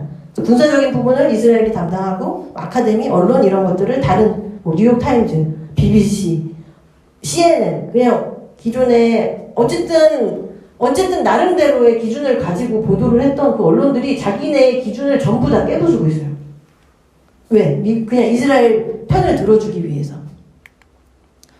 그래서 미국은 정말 초당적으로 이스라엘을 지지하죠. 민주당인지 공화당인지 아무 상관이 없어요. 근데 뭐 이스라엘은 맨날 자기네가 중동 유일의 민주주의 국가라고 하고 뭐 미국도 그렇게 얘기를 하는데 아니면은 뭐 그래서 일리는 절대 없고 아니면은 이스라엘이 로비가 미국 정치를 좌우한다고 생각하시는 분들도 많은데 저는 이거는 말이 안 된다고 생각해요. 그러니까 꼬리가 머리를 흔든다? 사실 우리가 지금 보고 있는 광경이 저렇긴 해요. 이스라엘이 미국이 무슨 말을 해도 지금 듣지 않고 있기는 하거든요. 근데 그거는 같은 팀 내에서 그냥 의견 차이가 있는 거지. 그리고 전략 차이가 있는 거고 같은 팀 내에도 또 여러 가지 노선이 있기 때문에 그냥 노선 차이인 거지 절대 그냥 이스라엘이 미국을 흔드는 게 아니에요. 그리고 이스라엘이 지금 추구하는 이스라엘 내에도 여러 가지 노선이 있는데 미국 내에도 여러 가지 그거랑 조응하는 여러 가지 노선들이 있는 건 거고 그러니까 절대 이스라엘이 미국을 좌지우지한다 이거는 아닙니다. 그러니까 미국이 지금 당장 무기 보내는 그 돈만 끊어도 이스라엘이 이런 식으로 전쟁을 할 수가 없어요, 그냥. 그러니까 이스라엘이 중동 지역에서 미국의 대리 행위자로 역할을 굉장히 잘 하고 있기 때문에 그래서 미국이 저렇게 지원을 하는 거죠. 자기네가 이라크나 아프간 가서 초토화를 시켰어도 정치적으로 별로 성공을 할 수 없었는데 그 많은 비용과 많은 인명 피해를 내고도 할 수 없었는데 이스라엘이 자기네가 하는 것보다 잘해주고 있다는 거죠. 그래서 군사 원조를 뭐 정말 상상을 초월하게 지금 뭐 자기네도 다 그 절차 같은 게 있는데도 미국 의회 승인까지도 다 우회하면서 계속 지금 긴급하게 보내주고 있죠. 저번에는 무기를 막 전 세계 무기고를 뒤져가지고 한국에 있는 미군 기지의 무기고까지 뒤져서 뭐 이스라엘이 아파치 헬기가 쓸 헬파이어 미사일을 보내주기도 했습니다. 그래서 바이든이 그렇게 말을 해요. 상원에서 발언한 뭐 영상이 있는데 옛날에 이스라엘이 중동에 존재하지 않았으면 영내 이해관계를 지키기 위해서 미국이 이스라엘을 발명을 했을 거다. 그러니까 뭐 바이든이랑 네타냐후는 뭐 개인적으로는 사이가 안 좋아요. 그래서 뭐 최근에 다른 이스라엘 뭐 베니 간츠라는 장관을 미국으로 부르기도 하고 그랬었는데 근데 어쨌든 개인들의 그런 문제가 아닌 거죠. 그리고 뭐 네타냐후를 만나서 굳이 뭐 자기가 시온주의자가 되기 위해 유대인일 필요가 없다고 그런 얘기를 뭐 이전에도 이미 했었고 네타냐후를 만나서도 또 한 번 강조를 했습니다. 그래서 지금 미국 대선이 되게 이슈인데 팔레스타인계 미국인들한테 집단학살자 조 바이든에게 투표하라고 하는 거는 유대인한테 히틀러한테 투표하라고 말하는 거랑 똑같다. 조 바이든 우리에게 히틀러다. 지금 미국의 민심이 이렇습니다. 그러니까 지금 무슬림들 어떻게든 달래겠다고 구호품 같은 거를 구호품 보내는 쇼를 하고 있는 거죠. 그러면은 뭐 되게 진보적이라고 알려진 버니 샌더스는 다른가? 이미 2021년에 또 이스라엘이 하마스를 핑계로 가자지구를 엄청 심각하게 침공을 했었는데 그때 이스라엘을 아파르테이트라고 부르지 말라고 주문을 했었고 지금 휴전 요구를 거부하고 있어요. 그래서 미국에서는 그러니까 휴전을 지금 우리가 하라는 거는 뭐 하마스나 팔레스타인 저항군한테 요청하는 게 아니에요. 왜냐면은 팔레스타인 저항 세력은 처음부터 휴전을 원했습니다. 근데 이스라엘이 절대 휴전을 할 생각이 없다고 하는 거고 미국은 뭐 그거를 지지를 하고 있는 거예요. 근데 그 와중에 이 진보적인 정치가는 이스라엘이 절대 하마스를 선멸할 때까지 휴전을 해서는 안 된다고 똑같이 주장을 합니다. 다만 뭐 인도주의적인 구호품이 들어갈 수 있을 정도로는 일시적인 휴전이 필요하다 이 정도로는 얘기를 하죠. 그래서 뭐 맨날 인도적 휴전 이런 이상한 단어를 쓰고 있습니다. 미국에는 원래 팔레스타인 문제만 제외하고 진보적이라는 그런 사람들을 부르는 PEP라는 단어가 있습니다. 엄청 기만적이죠. 모든 면에서 진보적인데 팔레스타인 문제만큼은 이스라엘 편을 드는. 그래서 미국의 계획은 팔레스타인 자치정부가 소환지구랑 가자지구를 통치하게 한다는 거예요. 근데 이 팔레스타인 자치정부는 이 안에 그 여러 세력들이 있는데 제일 큰 세력이 파타라는 그 대중정당입니다. 근데 그 파타에서 보통 팔레스타인 자치정부라고 하면은 다른 정당도 있지만 그냥 파타랑 거의 동일시해서 얘기를 하는데요. 이 팔레스타인 자치정부의 역할로 주어진 게 이스라엘이랑 안보 공조를 하라는 거였어요. 그러니까 이전에 좀 이따 보시겠지만 그 팔레스타인 사람들이 되게 영웅적인 투쟁을 했고 그거를 달래는 유화책으로 그럼 너네들 독립국가 세워줄 테니까 그 전에 자치정부 만들어서 한번 자치를 해봐라. 잘하면 독립국가로 가자. 그러면서 오슬로 협정이라는 걸 맺은 건데 그때 팔레스타인 자치정부의 역할은 그 제일 중요하게 제시된 역할이 치안을 유지하라는 거예요. 근데 그게 무슨 뜻이겠어요? 점령당하고 있는 상황에서 치안을 유지하라는 거는 해방운동을 탄압하라는 요구거든요. 근데 실제로 지금 이 30년 동안 굉장히 열심히 해방운동 탄압하는 역할을 되게 충실하게 해왔습니다. 그래서 그 팔레스타인 사회 내에서 민중들의 신임을 완벽하게 잃었어요. 그러니까 해방운동가를 이스라엘이 잡아갈 수 있게, 죽일 수 있게 그 자기네가 통치하는 지역인데도 눈을 감아준다거나 아니면 자기네가 직접 붙잡아 가서 감옥에서 고문을 하다가 죽인다거나 이런 일들이 계속 벌어지고 있습니다. 그래서 그 이스라엘 정부랑 점령 당국이랑 사이가 극강으로 안 좋은 그런 시기들이 있었는데 그런 시기들에조차도 이스라엘 총리들이 항상 안보 공조는 자치정부가 잘하고 있다. 우리 하수인 역할을 잘하고 있다고 하면서 항상 만족감을 표해 왔습니다. 근데 우리가 언론에서 하마스를 묘사할 때 가자지구를 장악한 무장 세력이다 이렇게 보통 표현을 하거든요. 근데 하마스는 일단 팔레스타인의 정당이고요. 이슬람 정치 운동하는 세력입니다. 그래서 원래는 팔레스타인 자치정부가 되게 들어선다는 것 자체가 해방운동에 대한 배신이라고 처음에 보이콧을 하다가 결국 2006년에 선거 참여를 선언을 해요. 그러니까 제도 정치를 반대하다가 들어간 거죠. 들어가자마자 압도적으로 그 선거에서 승리를 합니다. 그랬더니 그때 그 파타라는 정당, 기존의 그 팔레스타인 자치정부의 가장 큰 세력이 쿠데타를 일으켜요. 근데 그 쿠데타를 미국과 이스라엘이 지원을 해서 일으킨 거거든요. 그래서 이거를 그 장악이라는 표현을 쓰려면 하마스는 그냥 그때 당시에 미국조차도 인정한 가장 아랍 지역에서 중동 지역에서 있었던 가장 공명정대한 선거를 통해서 집권을 했고 거기에 불복한 기존의 집권 세력이 쿠데타를 일으켜서 소환지구를 장악했다 이렇게 표현을 해야 되는 거예요. 하마스가 가자지구를 장악한 게 아니고 자치정부가 소환지구를 장악을 한 겁니다. 사실은 이 선거에서 하마스가 다수파가 됐기 때문에 집권 여당이 됐기 때문에 엄밀히 말하면 팔레스타인 자치정부를 하마스가 여당이 된 거다 이렇게 말을 해야 되지만 미국이랑 이스라엘이랑 그리고 유럽 국가들이 다 인정을 안 해요. 그래서 지금 우리가 팔레스타인 자치정부라고 부르면 그 파타 세력인 거고 하마스는 그냥 하마스라고 부르고 있죠. 무장 세력이라고. 그래서 이 비타협적인 강경 노선 때문에 그 팔레스타인 민중의 지지를 엄청나게 받았는데 이 국가안을 받아들일 수 없다고. 근데 엄청 후퇴했어요. 요구사항이 엄청 후퇴해서 그냥 2017년에 이 국가안을 받아들였습니다. 그 국제사회가 요구하는 그 22%의 땅에 그냥 팔레스타인 독립국가 만들겠다. 이렇게까지 후퇴를 했지만 오히려 이스라엘은 이 국가안을 받아들이지 않아요. 그 이스라엘이 말하는 이 국가안은 그래 팔레스타인 독립을 시켜줄 수 있는데 독립을 살려면 무조건 이스라엘 땅이고 48년 그리고 67년에도 전쟁 때문에 발생한 난민들 절대 돌아올 수 없다. 그러니까 이 난민들은 다 원래 지금 현대 이스라엘에 살던 사람들인데 돌아올 수 없고 미래의 팔레스타인 국가는 절대 무장을 해서는 안 된다. 이게 이스라엘이 최대한으로 받아들일 수 있는 입장이라고 얘기를 합니다. 그러니까 이스라엘은 팔레스타인이라는 존재를 인정을 할 생각이 없어요. 네, 처음 만들어질 때부터 지금까지 일관되게 인종 청소하는 것만이 이스라엘의 목표입니다. 그래가지고 작년 10월 이전에 한 2주 정도 전에 유엔 총회에서 그 네타냐후 총리가 새로운 중동 지도라고 하면서 이렇게 들고 나온 게 있어요. 그래서 여기서 이 땅을 전체를 이스라엘로 하고 나머지 아랍 국가들이랑 평화로운 관계를 이어나가겠다. 이런 말도 안 되는 얘기를 합니다. 그러니까 이 국가안을 거부하는 거를 아직도 팔레스타인 사람들이라고 얘기를 하지만 실제로는 이스라엘이 절대 받을 생각이 없다는 거고요. 그리고 팔레스타인은 이슬람주의랑 세속주의가 정치 세력으로 두 개가 아주 큰 세력인 거예요.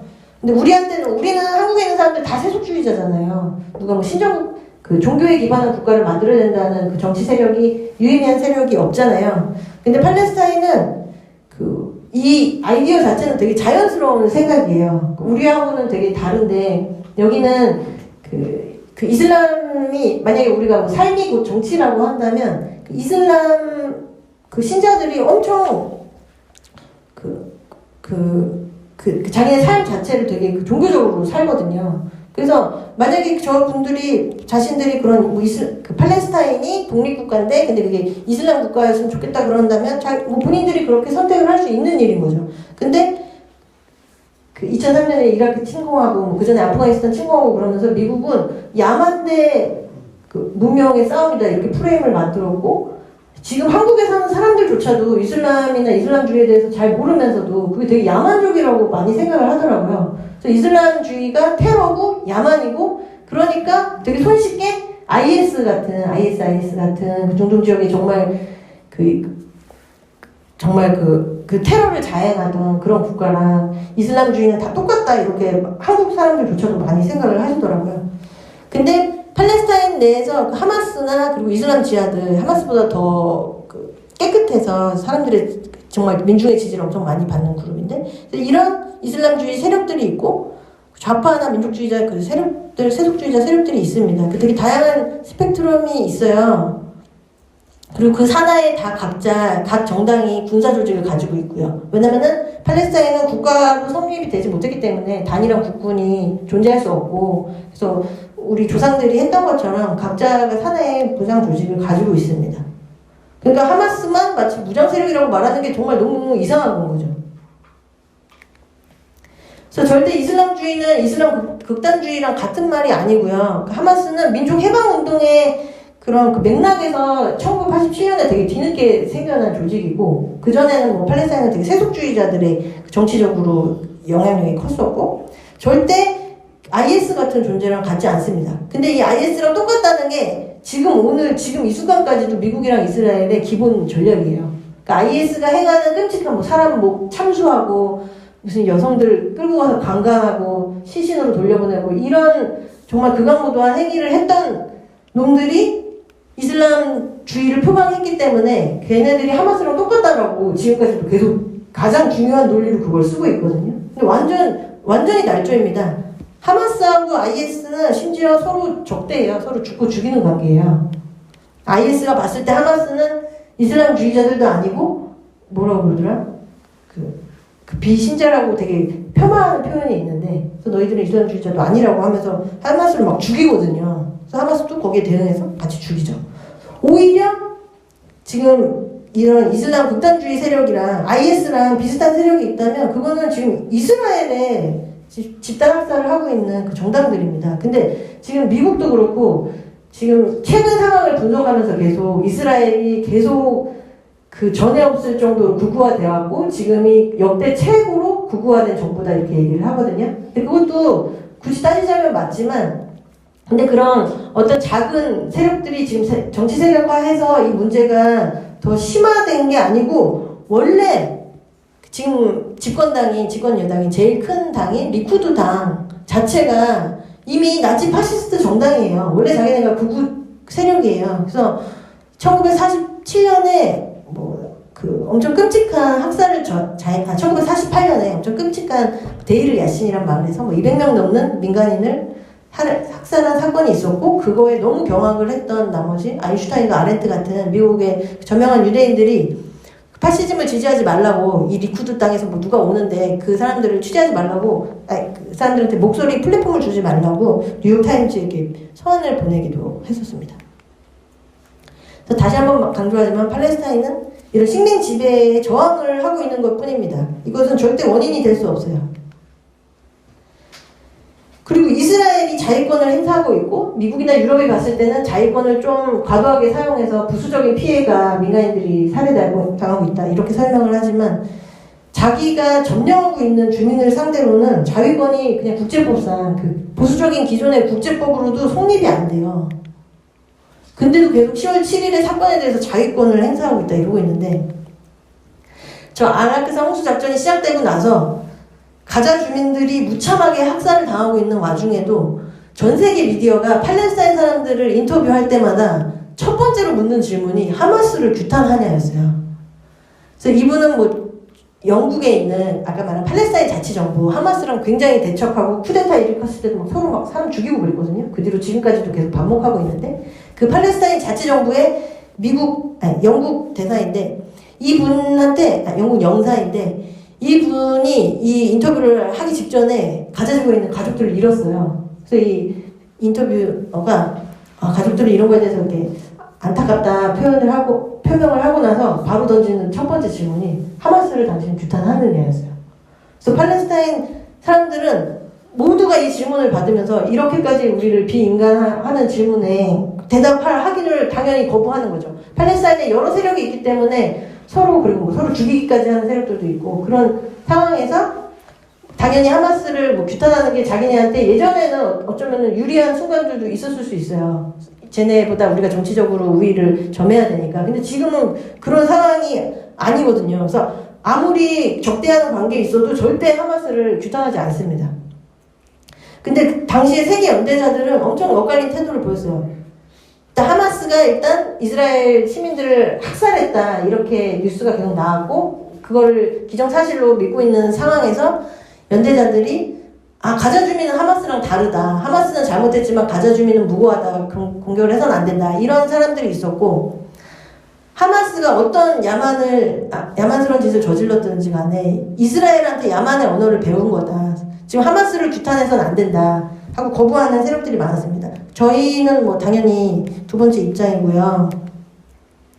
하마스하고 가장 대척점에 있는 그 자치정부조차도 규탄하라는 그 서양의 담론을 거부하는 이유는 당연히 지금 이스라엘이 가자 주민을 학살하는 거를 정당화하는 논리로 그 근거로 저거를 갖다 쓰기 때문입니다.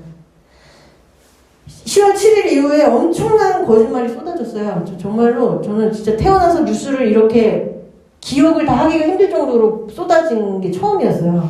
근데 그 거짓말이 너무 많아가지고 그 거짓말을 다 반박을 하기 위해서도 또 시간을 엄청 많이 보내야 했는데, 대표적인 거짓말이 모두가 아시는 이스라엘의 한 키부츠에서만 아기들 목이 40명이 잘렸다는 거죠.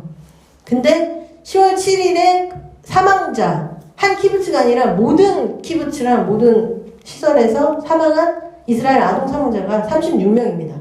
이것만 봐도 그냥 말이 안 되는 거죠. 이날의 모든 것들이 다 거짓말이에요. 모든 게 거짓말이라는 게 이스라엘 언론을 통해서 계속 나오고 있습니다. 사실 제가 이것만 정리해서만 더 2시간을 발표할 수 있을 것 같은데, 이스라엘에서는 하마스가 민간인을 그 축제에 학살을 하러 온 거다라고 주장을 했지만, 이스라엘 경찰 조사 결과 그 사전에 이 축제가 있다는 걸 몰랐다, 하마스가 알 수가 없었다. 왜냐면은 축제가 원래는 목금만 열릴 예정이었는데 이틀 전에 토요일까지 확장된 거라서 알고 사전에 준비할 수가 없었다는 뉴스가 있었고, 특히 그 이스라엘 아파치 헬기가 아까 말한 그 헬파이어 미사일을 어디서 다 썼느냐, 10월 7일에 다 썼어요. 하마스가 이스라엘 사람들을 뭐 인질로 지금 가자지구로 데려가고 있다, 그래서 저거를 저지해야 된다 하면서 인질이 있어도 그냥 다 쏩니다. 그 다 쏘는 영상도 다 공개가 되고요. 육안으로 봤을 때 이게 인질인지 하마스인지 구분이 안 돼요. 그리고 당시에 그 이스라엘 지휘부가 제대로 지도도 안 해줘서 그 헬리콥터 운전하는 병사들이 자기네끼리 그 메신저 앱으로 서로 정보 주고받으면서 그냥 임의적으로 다 쐈대요. 그래서 그런 식으로 쏴서 까맣게, 그러면은 그 자동차랑 사람이 완전히 까맣게 불태워져서 죽거든요. 그래서 처음에는 이스라엘이 뭐 자기네 사망자가 1,400명이라고 했다가 1,200 밑으로 줄이는데 그 200명이 그냥 하마스 대원의 시신이었습니다. 까맣게 타서 이스라엘인인 줄 알았던 거죠. 그리고 10월 9일에 이때는 아직 거짓말을 자기네가 날조와 조작을 완벽하게 준비하지 않았을 텐데, 그때 총리의 수석 보좌관이 이 음악축제에서 사람들 살해당한 거에 대해서 이런 인터뷰를 했어요. 그 축제 참가자들을 비난할 생각은 아닌데 아무도 계획하지 않은 상황에서 누적된 조건이 있는 경우도 있다고. 그러니까 하마스가 일부러 죽이러 온 건 아니고, 근데 그 상황이 그렇게 됐다라고 본인들도 그때 그때는 인정을 했었던 거죠. 근데 그 며칠 뒤부터 완전 내러티브를 바꿔서 학살자들로 이 음악축제에 학살을 하러 왔다고 거짓말을 합니다. 이런 거짓말이 정말 너무 많은데 그 중에 초반에 아울리 침례교 병원을 폭격을 해서 471명을 죽인 사건이 있었어요. 근데 471명까지 죽일 줄은 몰랐던 거죠. 거기 그 병원 마당에 피난민들이 많이 있어가지고 그래서 피해 규모가 엄청나게 컸던 거예요. 그래서 처음에는 죽이자마자 병원 밑에 하마스 군기지가 있어서 우리가 폭격했다고 대변인 2명이 자기 그 트윗에 씁니다. 근데 그리고 나서 바로 삭제하고 나서 이거는 이슬람 지하드가 오폭을 해서 살해당한 거다. 이렇게 주장을 내러티브를 완전히 바꿔요. 근데 지금 가자 지구에 국제 언론이 한 개도 들어갈 수가 없어요. 가자 지구 안에 있는 주민들만 지금 취재해서 보도를 하고 있고 이스라엘이 보도 자체를 막았기 때문에 그 이스라엘의 친한 언론들조차도 들어보내달라고 계속 요청을 하고 있는데 국제 언론이 없으니까 그리고 국제 언론 들어간 거는 이스라엘 군이 대동하고 다니면서 자기네가 세팅해 놓은 장소에서 보여주는 데만 거기 찍으라고 허용한 데만 찍고 있습니다. 그래서 국제 언론이 없으니까 이거를 진실 공방으로 몰고 가면 우리가 뭐 가서 직접 취재할 수 있는 게 아니어서 그냥 인터넷으로 보고 국제 언론들이 각자 내가 봤을 때도 이슬람 지하드가 쐈을 가능성이 높은 것 같다. 영상이랑 이런 걸 대조해보면. 그럼 아니다. 다른 전문가들은 또 다른 언론사는 아니 이스라엘 쏜 게 터진 게 맞다. 뭐 이렇게 진실 공방이 됐어요. 그래서 어떤 메이저 언론사들은 이스라엘 말이 맞다고, 어떤 메이저 언론사들은 팔레스타인 말이 맞다고 이런 식으로 가면서 그냥 논의가 실종이 됐습니다. 그래서 집단 학살이 실종이 됐습니다. 그리고 나서 다시 했던 게 알시파 병원 밑에 하마스 기지가 있느냐 없느냐였죠. 여기서 16년 동안 일한 외국인 의사가 자기 너무 자유롭게 거기에 내가 갈 수 없는 데도 없었고 모든 걸 기록하고 사진 찍고 영상 찍고 했지만 아무도 나를 제지한 적이 없다. 군인 한 번도 본 적이 없다. 거기가 군사본부였으면 난 일하지 않았다. 이걸 막 피를 토하면서 계속 얘기했는데 저런 주장들이 나중에는 그냥 없다고 하고 끝났어요. 근데 이렇게 사람 죽이고 공격할 때는 계속 있다고 날조하는 것들을 계속 내보내는 거죠. 그리고 지금 가장 중요하게 주장하는 게 10월 7일에 하마스가 집단 강간을 하고 윤간을 했다는 건데요. 이게 지금 그러니까 그날에 강간이 있었느냐 없었느냐 이런 얘기는 우리가 할 수 없습니다. 그러니까 아무도 알 수 없는 거죠. 있었을 수도 있고 그거는 독립적인 조사기구가 전문가들 조사를 해서 발표해야 되는 사실이에요. 근데 이스라엘이 주장하는 거는 어떤 강간이 있었다가 아니라 강간을 무기화해서 그 전쟁 범죄를 일부러 기획을 해서 와서 여성들을 집단 강간을 했다, 윤간을 했다 이렇게 되게 심각한 수위로 주장을 하거든요. 근데 피해자가 한 명도 없어요. 그래서 이스라엘 경찰들조차도 자기네가 이 피해 조사를 해야 되는데 피해자를 만나본 적이 없고 다만 이스라엘 정부가 주장하는 피해자가 있긴 있다 이 얘기밖에 없다는 거예요. 그렇지만 목격자들은 되게 많아요. 목격자가 12명이 있거든요. 그 12명이 계속 증언이 바뀌고 진술이 바뀌는데 그 사람들의 얘기를 그 뉴욕타임즈 이런 데서 실어줍니다. 그럼 뉴욕타임즈에서 실어주면 다른 언론사들은 뉴욕타임즈가 그렇다니까 사실이겠거니 하고 이거를 사실로 보도하고 지금 한국에서는 한 줄 더 떠서 무슨 JTBC가 인질들이 뭐 매일 강간당했다 뭐 그런 이상한 정말 저쪽에서 하지도 않는 주장까지 담아서 지금 주장을 뉴스랍시고 내보내고 있고요. 그런 것들을 받아서 지금 최근에 유엔에서 성폭력 특사가 이스라엘 쪽에 하도 오라 그러니까 가서 방문을 했는데 방문을 하고 보고서를 썼는데 거기서 자기네가 뭐 실제로 조사한 건 아무것도 없지만 그런 집단 강간이 있었을 가능성이 높다 그냥 이런 무책임한 보고서를 발표를 해요. 그리고 나서 비난을 막 받으니까 이거 조사 보고서는 아니다라고 좀 발뺌을 하고 있습니다. 근데 이 얘기가 지금 계속 지금 전 세계 언론을 도배를 하고 있어요. 아무 근거도 없이 일단 이스라엘은 주장을 하고 나중에 그게 뭐 거짓말이었다는 게 드러나면 거짓말이었다는 게 드러날 시점에는 아무도 관심이 없어요. 저것도 이제 하마스도 마치 그 애기 40명 머리 베어 죽였다 이 주장처럼 집단 강간도 거짓말이라고 나중에는 나올 겁니다. 근데 아무도 관심이 없겠죠. 재작년에 엄청 저명한 기자를 죽였는데 죽이고 나서 계속 부정하다가 몇 달 후에 인정했어요. 항상 이런 패턴이에요. 그러면서 오히려 팔레스타인 쪽이 피해를 과장하고 거짓말을 하고 있다고 주장을 합니다. 이 애기들이 엄청나게 많이 죽고 있는데 이 애기 사진을 보고 이스라엘 쪽에서 막 인형을 가지고 지금 죽지도 않은 애기를 죽었다고 과장한다 뭐 이렇게 주장을 했는데, 나중에 이 애기 영상이 나오고 애기라는 걸 알고 나서는 그 언론사들이 다 그런 기사를 삭제를 했습니다. 그러니까 애기가 죽으면 딱딱해져서 인형 같아요. 정말 사악한 인간들입니다. 그러면 10월 7일에 민간인 학살을 하러 간 게 아니다. 그러면은 하마스랑 그리고 다른 팔레스타인 저항 세력들이 왜 간 걸까? 본인들이 말하는 목적은 정치 수감자 이스라엘 감옥에 갇힌 5,000명을 전원을 석방하는 게 우리 목표다라고 처음부터 얘기를 했습니다. 이 5,000명 중에는 정치적으로 해방운동을 하다가 잡혀간 사람들도 있지만 그냥 돌을 던지는 애기들이나 그냥 아무것도 없는 민간인들도 엄청 많아요. 그러니까 그 사람들을 전부 석방을 하겠다는 건데, 그 중에서도 특히 1,200명 넘는 사람들은 재판도 받지 않고 심지어 기소조차 당하지 않은 채 행정구금을 당한 상태였습니다. 그러니까 이 행정구금이라는 거는 네가 무슨 혐의인지는 모르겠지만 혐의가 있을 수 있으니까 혐의를 찾을 때까지 너를 가둬줄 수 있다는 이스라엘의 제도예요. 그래서 6개월마다 이게 연장이 가능하기 때문에 그냥 무한정의 연장이 가능하거든요. 그래서 지금은 거의 1만 명이 넘는 사람들이 이스라엘 감옥에 갇혀 있는데, 이런 행정구금에 저항을 하려고 팔레스타인 수감자들이 단식 투쟁을 굉장히 많이 하세요. 그래서 이분은 182일이나 단식 투쟁을 해서 성공적으로 이제 그 이스라엘이 석방을 해주겠다 하고 얘기를 했는데, 이제 석방당하기 전에 그럼 병원에서 치료를 받잖아요. 그러면서 가족들이 핸드폰을 주고 갔어요. 연락하려고. 그랬더니 밀반입을 했다고 그걸로 기소를 해서 결국 이분을 1년 넘게 감옥에 가둡니다. 이분은 굉장히 그 이슬람 지하드로 팔레스타인 민중한테 신망이 정말 높으신 분, 정말 높은 유명한 사람인데도 그리고 그래서 그 행정구금에 항의하면서 단식 투쟁을 엄청 많이 성공을 했었는데 결국 작년에는 사망하셨고, 이거를 팔레스타인 사회에서는 암살이라고 규정을 했습니다. 작년에 11월 달에 잠깐 일시 휴전 일주일 정도 하면서 여성 수감자를 몇 명을 풀어줬는데, 그 중에 이분이 있었어요. 이분을 정말 이스라엘이 주장하는 팔레스타인 자살폭탄 테러다 이렇게 주장을 하는데, 그냥 평범한 주민이시고요. 이분이 자동차를 몰고 가다가 차에 불이 났어요. 차에 불이 나서 이 사람이 내려야 되는데 그 앞에 이스라엘 군인이 있었던 거죠. 그래서 그 이스라엘 군인놈들이 테러범이라고 차에서 못 내리게 해서 불타서 화상을 저렇게 입으신 거고, 감옥에서 치료도 계속 못 받아가지고 팔레스타인 사회 내에서 계속 이분 석방운동이 크게 있었는데, 작년에 다행히 석방이 되셨지만 이때 같이 석방됐던 많은 사람들이 지금 다시 붙잡혀 가세요. 아까 말한 그 행정구금으로 누구나 잡아갈 수 있기 때문에.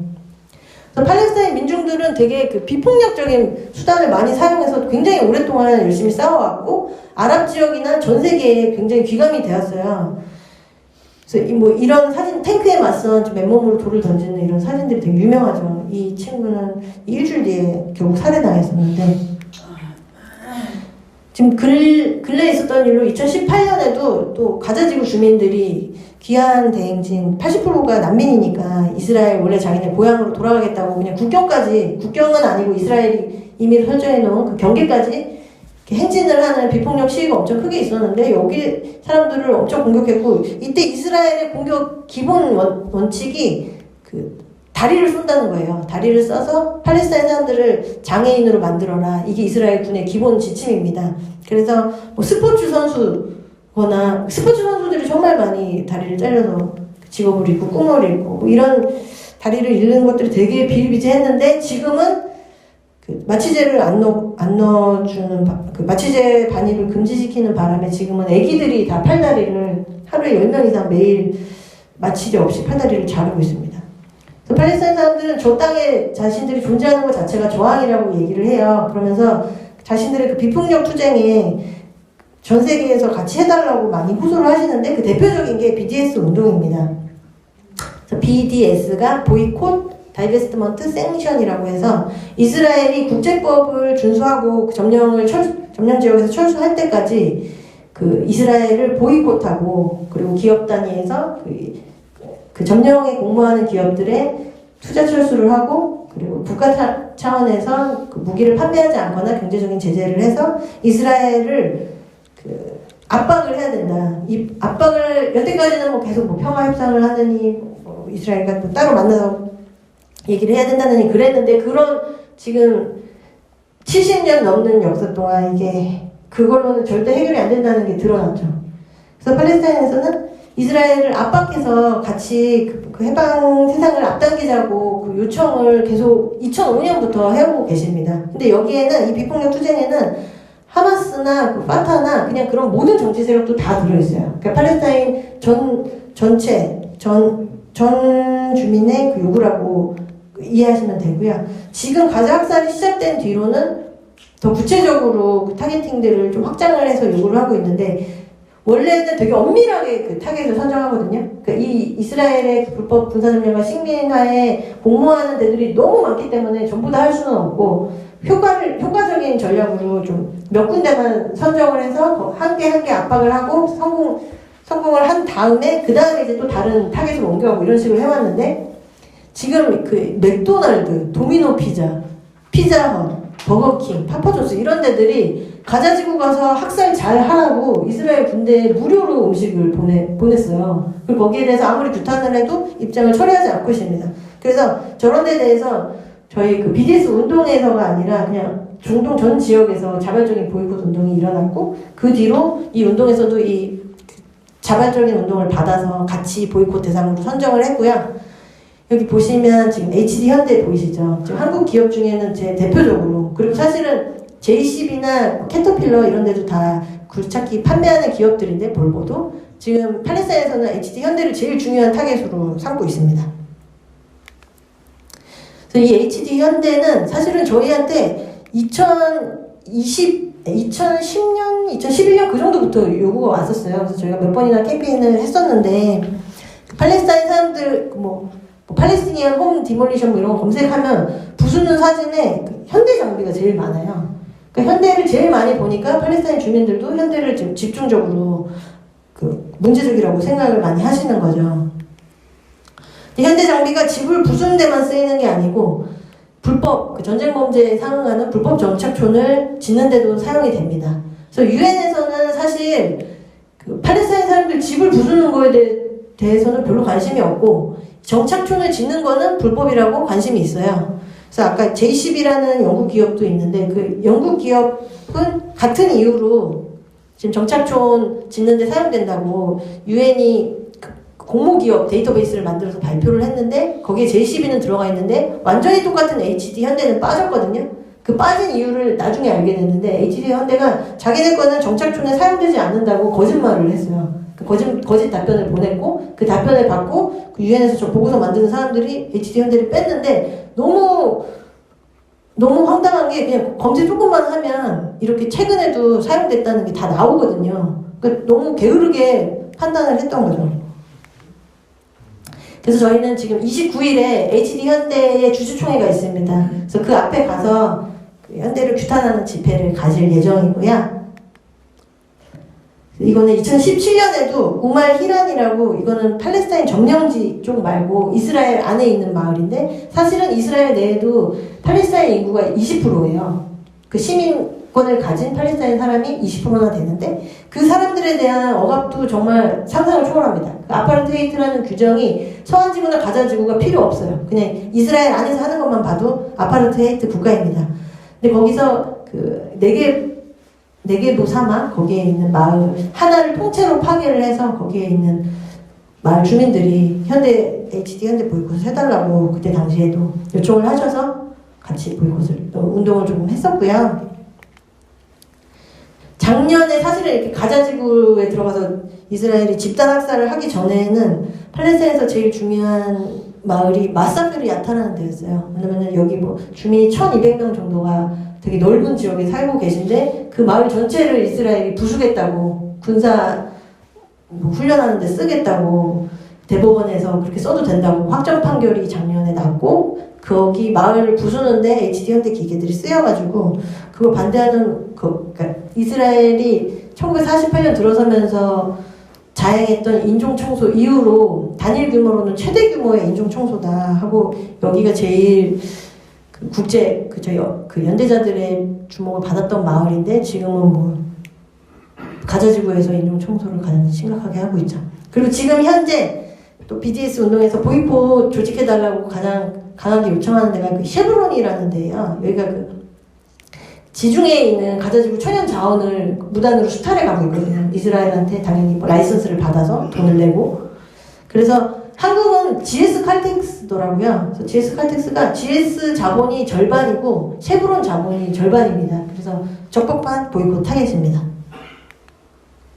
그래서 이런 BDS 운동들이 계속 성공하는 사례들이 계속 보도가 되고 있어요. 그래서 노르웨이에서는 그 연금 펀드가 지금 이스라엘 채권을 투자 철회한다고 선언을 했고요. 그리고 그 팔레스타인 노동운동 세력들이 예전부터 이스라엘 노총, 우리로 따지면 민주노총 같은 히스타드 루트라는 데를 보이콧해달라고 계속 요청을 해왔습니다. 이 히스타드 루트의 위원장이 최근에 가장 폭격에 사용된 포탄에 쓴 메시지가 우리의 인사를 보낸다 해요. 인사가 무슨 뜻인가요? 가서 죽이겠다는 건데 그 죽이는 게 자기네 인사인 거죠. 근데 이렇게 사실 이 포탄에 메시지 쓰는 거는 이 사람이 특별히 한 게 아니고 유행이에요. 이스라엘 정치가 인플루언서, 유명한 사람들 다 이런 짓을 하고 있습니다. 근데 이런 개인의 일탈이냐? 그건 절대 아니고요. 이스라엘 노총은 그 집단 학살을 계속 하라고 전쟁 자금을 정부에 조달할 수 있게 임금에서 뭐 이렇게 공제를 해서 정부한테 지원을 한다 이런 합의도 했습니다. 그러니까 그냥 그 식민 체제의 그냥 일부예요. 일부 기관으로 활동을 하고 있고 사실 팔레스타인 노동자들에 대한 이 사람들의 수탈이나 억압도 엄청 심각합니다. 그래서 팔레스타인 노동조합은 그동안도 계속 요청을 해왔지만 특히 지금 이 가자지구 집단 학살 국면에서 이스라엘과 모든 공모를 끝내고 이스라엘 무장을 시키지 말라는 그런 호소문을 계속 긴급하게 타전을 하고 있습니다. 그래서 이 호소에 응해서 바르셀로나에서도 그 전쟁 물자 운반을 하는 선박에 하역을 하지 않겠다 그런 선언이 초반에도 있었고 지금 작년에 그 미국 전미 자동차 노조 미국에서 제일 큰 노조 중에 하나라는 여기서도 사실은 저는 되게 뒤늦은 선언이라고 생각했지만 그래도 2만 명 정도 가자주민 살해당하고 나서 자기네들도 이 BDS에 동참을 하겠다고 선언을 했습니다. 그래서 그 지부들도 계속 BDS 동참을 하면서 팔레스타인의 요구에 부응해서 모두 휴전을 요구하고 이스라엘로 가는 무기를 만들거나 보내지 않겠다라는 선언을 계속 하고 있어요. 그래서 뭐 전 세계 연대운동이 엄청 많아서 제가 뭐 다 보여드릴 수는 없지만 그냥 많은 뭐 노동자든 그냥 시민들이든 정말 많은 사람들이 그 길거리로 뛰어나와서 함께 운동을 하고 있습니다. 그래서 뭐 자기가 보건의료 노동자면 저는 팔레스타인의 의료 문제에 대해서 더 적극적으로 알리는 식으로 하고 구글 노동자들이 원래도 이 앞서서부터 엄청 열심히 그 팔레스타인의 연대운동을 해왔어요. 왜냐면은 구글이랑 아마존에서 이스라엘 군대에 제공하는 클라우드 서버 서비스를 계약을 했거든요. 그래서 그 계약을 철회하라고 계속 캠페인을 하고 있고 지금도 최근에 뭐 이스라엘 투자 그래서 그 기술 설명을 하는 그런 행사에 구글이 지원을 해서 구글 엔지니어가 한 명이 가서 그 현장에서 항의하는 발언을 했다가 바로 해고를 당하셨습니다. 그리고 일본에서도 정말 전에 없이 엄청나게 많은 활동을 하고 계세요. 일본 활동가들이 또 되게 깜짝 놀랄 정도로 일반 시민들이나 학생, 노동자분들이 되게 열심히 활동을 하고 있고 최근에 일본은 이스라엘의 최대 무기 업체인 엘빗이라는 무기 업체랑 거래를 하던 이토추 상사랑 에어크래프트 서플라이 이 두 회사가 관계를 끊게 하는데 성공을 했습니다. 한국에서는 저희는 방위사업청을 대상으로 이스라엘에 무기 엠바고를 해야 된다는 서명운동을 했었고요.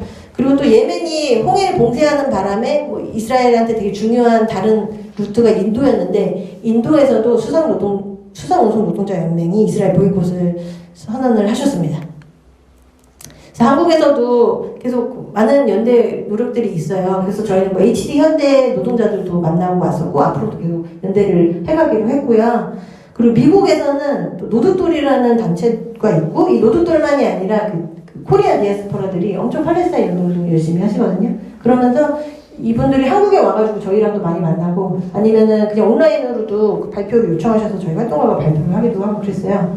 이분들이 저희한테 해주신 말씀 중에 되게 인상적이었던 게 한국에서 팔레스타인과 그 식민지배 해방운동에 대해서 어떤 입장을 갖는지가 지금 제외 동포들한테 굉장히 중요한 중거점이 된다고, 그래서 한국에서 되게 잘 해달라고 많이 말씀을 하십니다.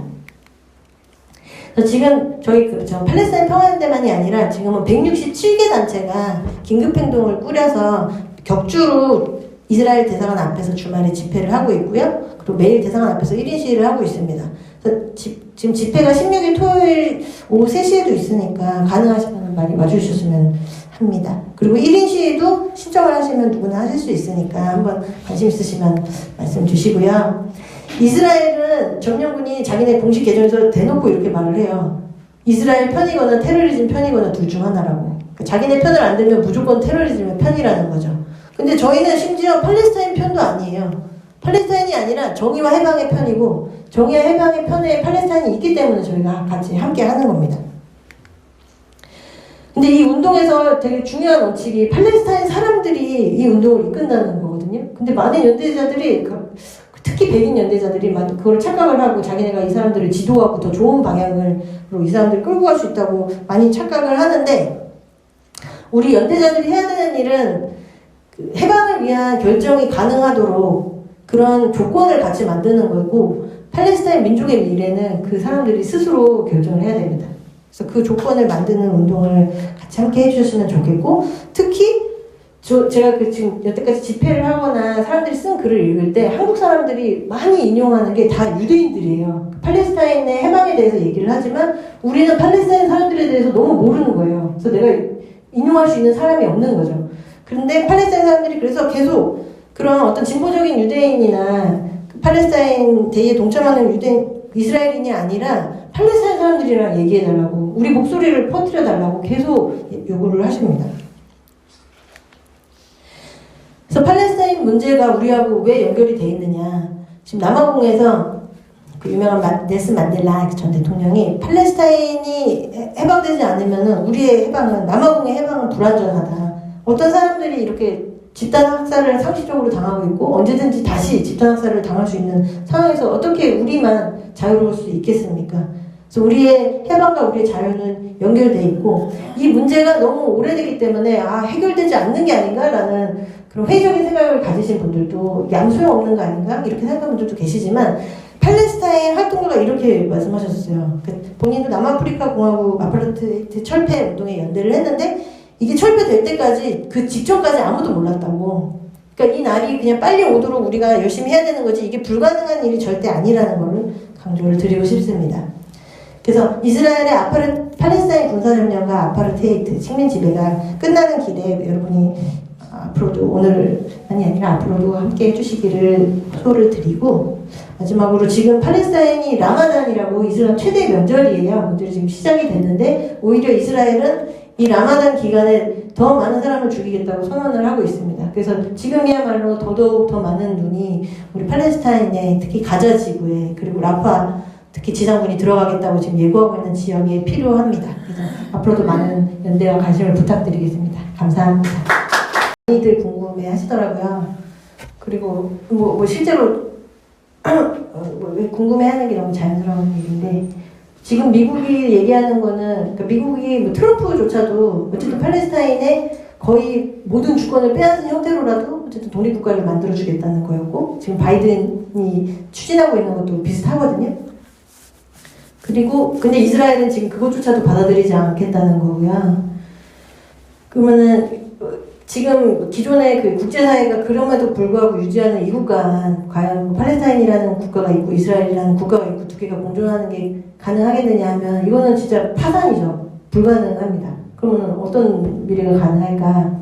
사실은 팔레스타인 쪽에서는 한국과를 많이 얘기를 했었어요. 왜냐면은 서한지구나 동예루살렘에 이미 그 유대인들의 그 불법적인 정착촌의 존재가 이미 67년 이후로 50년이 넘었고, 거기서 지금 태어나서 2세대, 3세대들이 좀 살고 있거든요. 그 사람들은 자기가 여기 고향이라고, 자기는 여기서 선주민으로 살 권리가 있다고 이렇게 주장까지 해요. 근데 실제로 그 삶이 너무 그 안에 그냥 쫓아내기가 힘들어질 정도로 엄청 많이 들어서 살고 있는 거죠.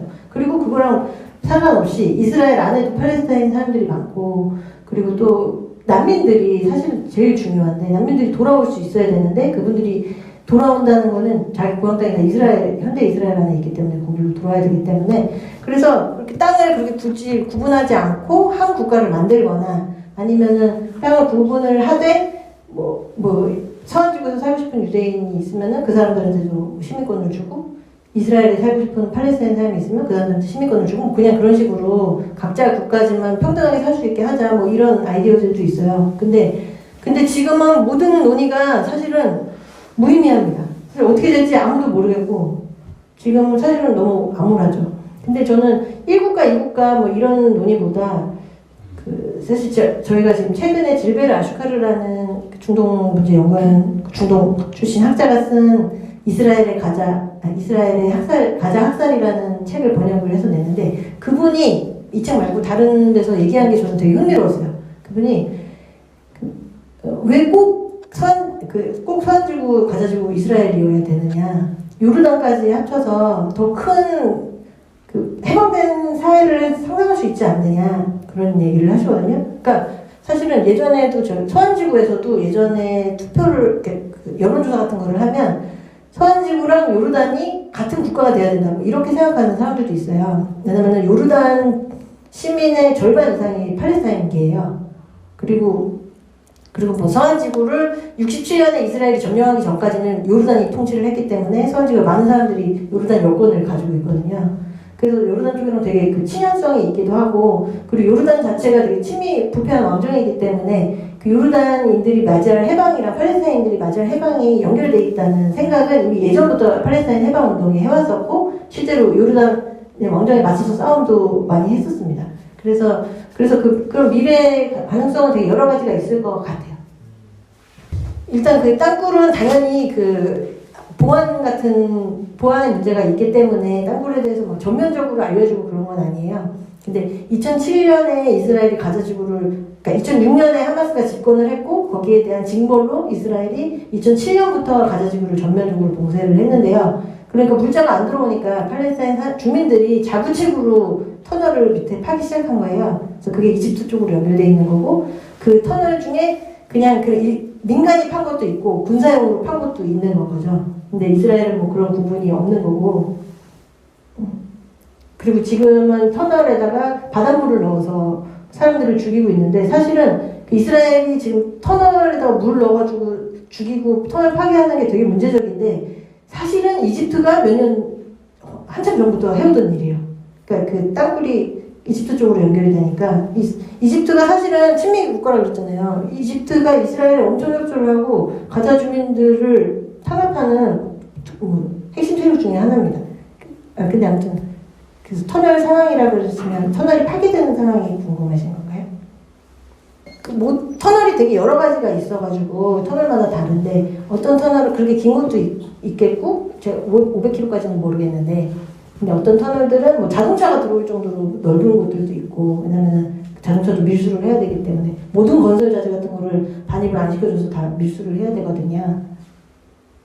아까 노르웨이에서 연금 펀드를 투자 철회했다 이런 것도 사실은 저희한테는 되게 희망적인 소식이거든요. 그리고 되게 많아가지고 다 다루지는 못했지만 이런 BDS가 성공하는 사례들이 계속 나오고 있어요. 어떤 시에서는 이스라엘 시랑 맺었던 자매 결혼 같은 걸 끊는다거나 아니면 미국에 있는 학생운동 조직들이 학생회에서 자기네 학생 기금으로 이스라엘에 투자했던 거를 철회하게 하는 거를 성공을 한다거나 아니면 노동자들도 아까 전미자동차 노조 같은 데서 이제 이스라엘 보이콧 하겠다 이런 선언만으로도 엄청 저희한테는 희망적인 거거든요. 근데 지금 이 집단 학살을 끝내기에는 사실 이런 개별적인 행위들 낱낱이 보면은 사실 부족할 수 있겠죠. 그래서 저희는 국제사법재판소의 동향 같은 것도 되게 주시를 하고 있고요.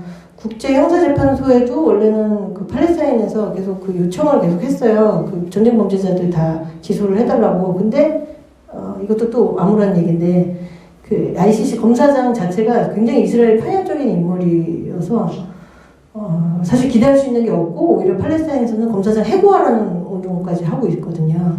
그래서 그럼에도 불구하고 계속 팔레스타인 저항 세력도 그렇고 주민들도 유엔이나 특히 유엔 안보리에서 이스라엘의 집단 학살을 끝내라는 결의안을 통과시키라고 이런 거를 계속 요구를 하고 있습니다. 그래서 지금 계속 뭐 휴전 논의를 한다고 나오잖아요. 뭐 카타르나 이집트 같은 데가 중재자로 역할을 해서 미국이랑 이스라엘이 만든 안을 뭐 하마스한테 받아들이라고 강요하고 있고 막 계속 그런데, 근데 지금 이게 끝나려면 너무 고통스러운데 일단 미국이 지원을 끊게 해야 되거든요. 그 완전 화수분이에요. 미국이 그 돈을 계속 보내는 이상은 미국이 무기만 지원하는 게 아니고 그냥 그 사회에 기본적인 원조금도 엄청 많이 보내요. 왜냐면 지금 막 전쟁하느라고 마비돼 있으니까 사회 시스템이. 그래서 그런 돈만 끊게 하는 그 돈만 끊어도 정말 상황이 많이 달라질 거고, 그래서 미국에서의 투쟁이 사실 굉장히 중요해서 미국의 많은 시민들이 운동을 저희 한국에서도 계속 주시해서 보고 있고요. 전 세계에서 자기 정부를 다 압박하는 수밖에 없을 것 같아요. 그게 아니면 하마스나 저항군이 군사적으로 엄청 잘해서 이기는 거를 바라는 수밖에 없는데, 사실은 지금 레바논의 히즈볼라도 싸우고 있지만 이라크의 저항 세력들도 계속 같이 싸우고 있거든요. 미군 기지를 계속 폭격도 하고, 지금 심지어 어제 오늘은 이스라엘도 폭격을 했어요. 그래서 어떻게 보면은 그런 군사적인 저항으로 이기면 좋겠지만, 사실은 그게 가능하지 않기 때문에 사실은 군사적인 저항으로 이길 수 있을 거다 이런 낙관적인 기대는 절대 품을 수가 없고요. 아까 말했듯이 미국이 계속 쏟아붓고 있기 때문에, 미국이 있는 그러니까 애초에 팔레스타인 저항 세력과 이스라엘 저항 세력이 이렇게까지 한 적이 없는 게 그 이유가 그냥 이스라엘이 너무 화력이 세기 때문인 거거든요. 아까 말한 헬파이어 미사일 한 대에 2억인데 그거를 그냥 하루 동안 다 쏟아부을 정도로 29대의 헬기가 뭐 그럴 정도로 돈을 막 미친 듯이 써도 미국이 다 공급을 해주고 있어서 군사 저항으로는 도저히 안 된다. 그렇다고 뭐 군사 저항을 하지 말라는 뭐 뜻은 전혀 아니고요. 어떻게 해결이 날 수 있겠느냐라고 물으셨을 때 그냥 전 세계가 계속 압박하는 수밖에 없을 것 같아요. 그래서 지금 다음 주에 블링컨이 한국에 온다고 해서 뭐 민주주의 포럼을 하러 온대나? 그래서 저희가 또 블링컨한테 항의하는 시위도 하려고 하거든요. 그래서 미국에서는 자기네 그 정치 그 선거가 되게 중요하기 때문에 그 선거를 지렛대 삼아서 많은 팔레스타인 사람이나 운동가들이 그 조직화를 하고 있고, 저희도 저희 나름대로 한국 정부를 움직일 수 있게 계속 노력을 해야겠죠. 제가 긍정적인 뭔가가 없어가지고 너무 죄송합니다. 근데 맨날 고민을 하냐고 그러시면은 맨날 고민을 하고 있기는 해요. 근데 답이 잘 안 보이는 거죠. 아라파트는 지금까지도 엄청 사랑받는 지도자고요. 그분의 뭐 공과 과가 있겠지만 그럼에도 불구하고 다들 그 신뢰하던 지도자인데 이스라엘에 암살당했다고 보통 생각하고 계세요. 가택연금 당했을 때 물자 같은 거 다 통제를 했었는데 그런 상황에서 죽었기 때문에 되게 의문스러운 죽음을 당했고, 그래서 암살이라고 보통 많이 생각을 하고 있고, 하지만 뭐 이스라엘이 제시한 게 없어서 그거를 뭐 약간 사실이다라고까지는 뭐 저희가 뭐 평가할 수는 없을 거, 판단할 수는 없을 것 같고, 근데 피에로 팔레스타인 해방 기구가 팔레스타인 자치정부가 된 세력인 거죠. 그래서 팔레스타인 해방 기구 안에 여러 저항 운동이 다 있었는데 그 중에 대표적인 세력이 파타라는 데고, 파타가 자치정부에서 여당이 되면서 이스라엘이랑 공조하기로 결정을 해서, 사실은 이게 뭐 그냥 어떻게 보면 그냥 우리가 민족 반역자들이라고 쉽게도 얘기할 수 있고, 실제로 지금 하고 있는 거는 확실히 민족 반역자가 맞는데, 그때 그런 결정을 하는 건 그냥 쉬운 결정은 아니었죠. 그때 당시에 이스라엘이라는 압제자한테 여태까지 계속 싸워왔는데 압제자가 처음으로 우리를 파트너로 인정을 해준 거예요. 계속 우리를 그냥 계속 테러범이라고만 부르다가, 그래서 자치정부를 구성하게 되는 그 오슬로 협정이라는 것까지 맺게 됐는데, 거기서 당연히 압도적으로 불리한 위치에 있으니까 결국 그 협상이라는 거에서도 마치 유엔 분할안에서 팔레스타인에 엄청 불리한 안이 나왔듯이 그 오슬로 협정도 오히려 결과적으로는 식민 지배를 온고화하는 결과가 나왔지만, 그때 당시에는 사실 그냥 그 현장에서는 그런 판단을 오판이었다고 이후에는 다들 평가를 하지만 뭐 일부러 그런 건 아니기 때문에 그 뒤에 행해진 잘못된 것들에 대해서 그냥 무조건 그 민족 지도자를 부정하거나 비판하는 건 아닙니다. 근데 그분을 잇는 세력으로 지금 뭐 그분을 이을 어떤 민족 지도자로 추앙받는 사람들이 있는데 그런 사람들은 전부 감옥에 있어요. 그래서 하마스가 그 석방 요구하는 사람들이 그런 사람들이 포함되어 있거든요. 그런 거물들을 나오게 하라니까 이스라엘은 뭐 절대 안 된다고 그러고 있죠. 왜냐면은 그러니까 사실 팔레스타인 저는 지금 가자지구 생각밖에 없거든요. 사실은 저는 지금 소환지구 뉴스도 제대로 팔로우를 못해요. 지금 가자지구가 너무 참혹해서. 그리고 저는 뭐 중동 지역에 다른 지역에도 관심이 많은데 다른 데도 전혀 팔로우를 못하고 있고 지금 수단에서도 엄청난 학살이 벌어지고 뭐 콩고에서도 그렇고 티그레이 되게 지금 끔찍한 일이 엄청 많이 벌어지고 있는데 왜 팔레스타인만 이렇게 국제적인 집중을 받는가? 그거는 사실 여기가 지금 국제 관계의 모순이 제일 많이 드러나는 데라서라고밖에 생각이 안 되거든요. 다른 데서도 그렇게 집단 학살을 당하고 있는데 사실 로힝야도 계속 당하고 있고. 근데 팔레스타인은 그 팔레스타인의 해방 운동이 그냥 팔레스타인 민족만한테 국한된 게 아니고 이 사람들이 성공하고 그리고 이 사람들한테 연대하는 우리가 성공한다는 것 자체가 미국 중심의 그 세계 질서에서 미국을 끌어내리는 그 전체적인 맥락이 같이 있다고 생각이 됩니다. 그래서 그러니까 그 상호적이겠죠. 미국을 우리가 끌어내림으로써 해방이 오기도 하겠지만 그 끌어내리려고 하는 해방을 추구하는 과정에서 미국을 또 쇠퇴시킬 수도 있는 거고 그런 그 세계적인 질서를 변화시키는데 그 팔레스타인 해방 운동이 일조를 하고 있는 거죠.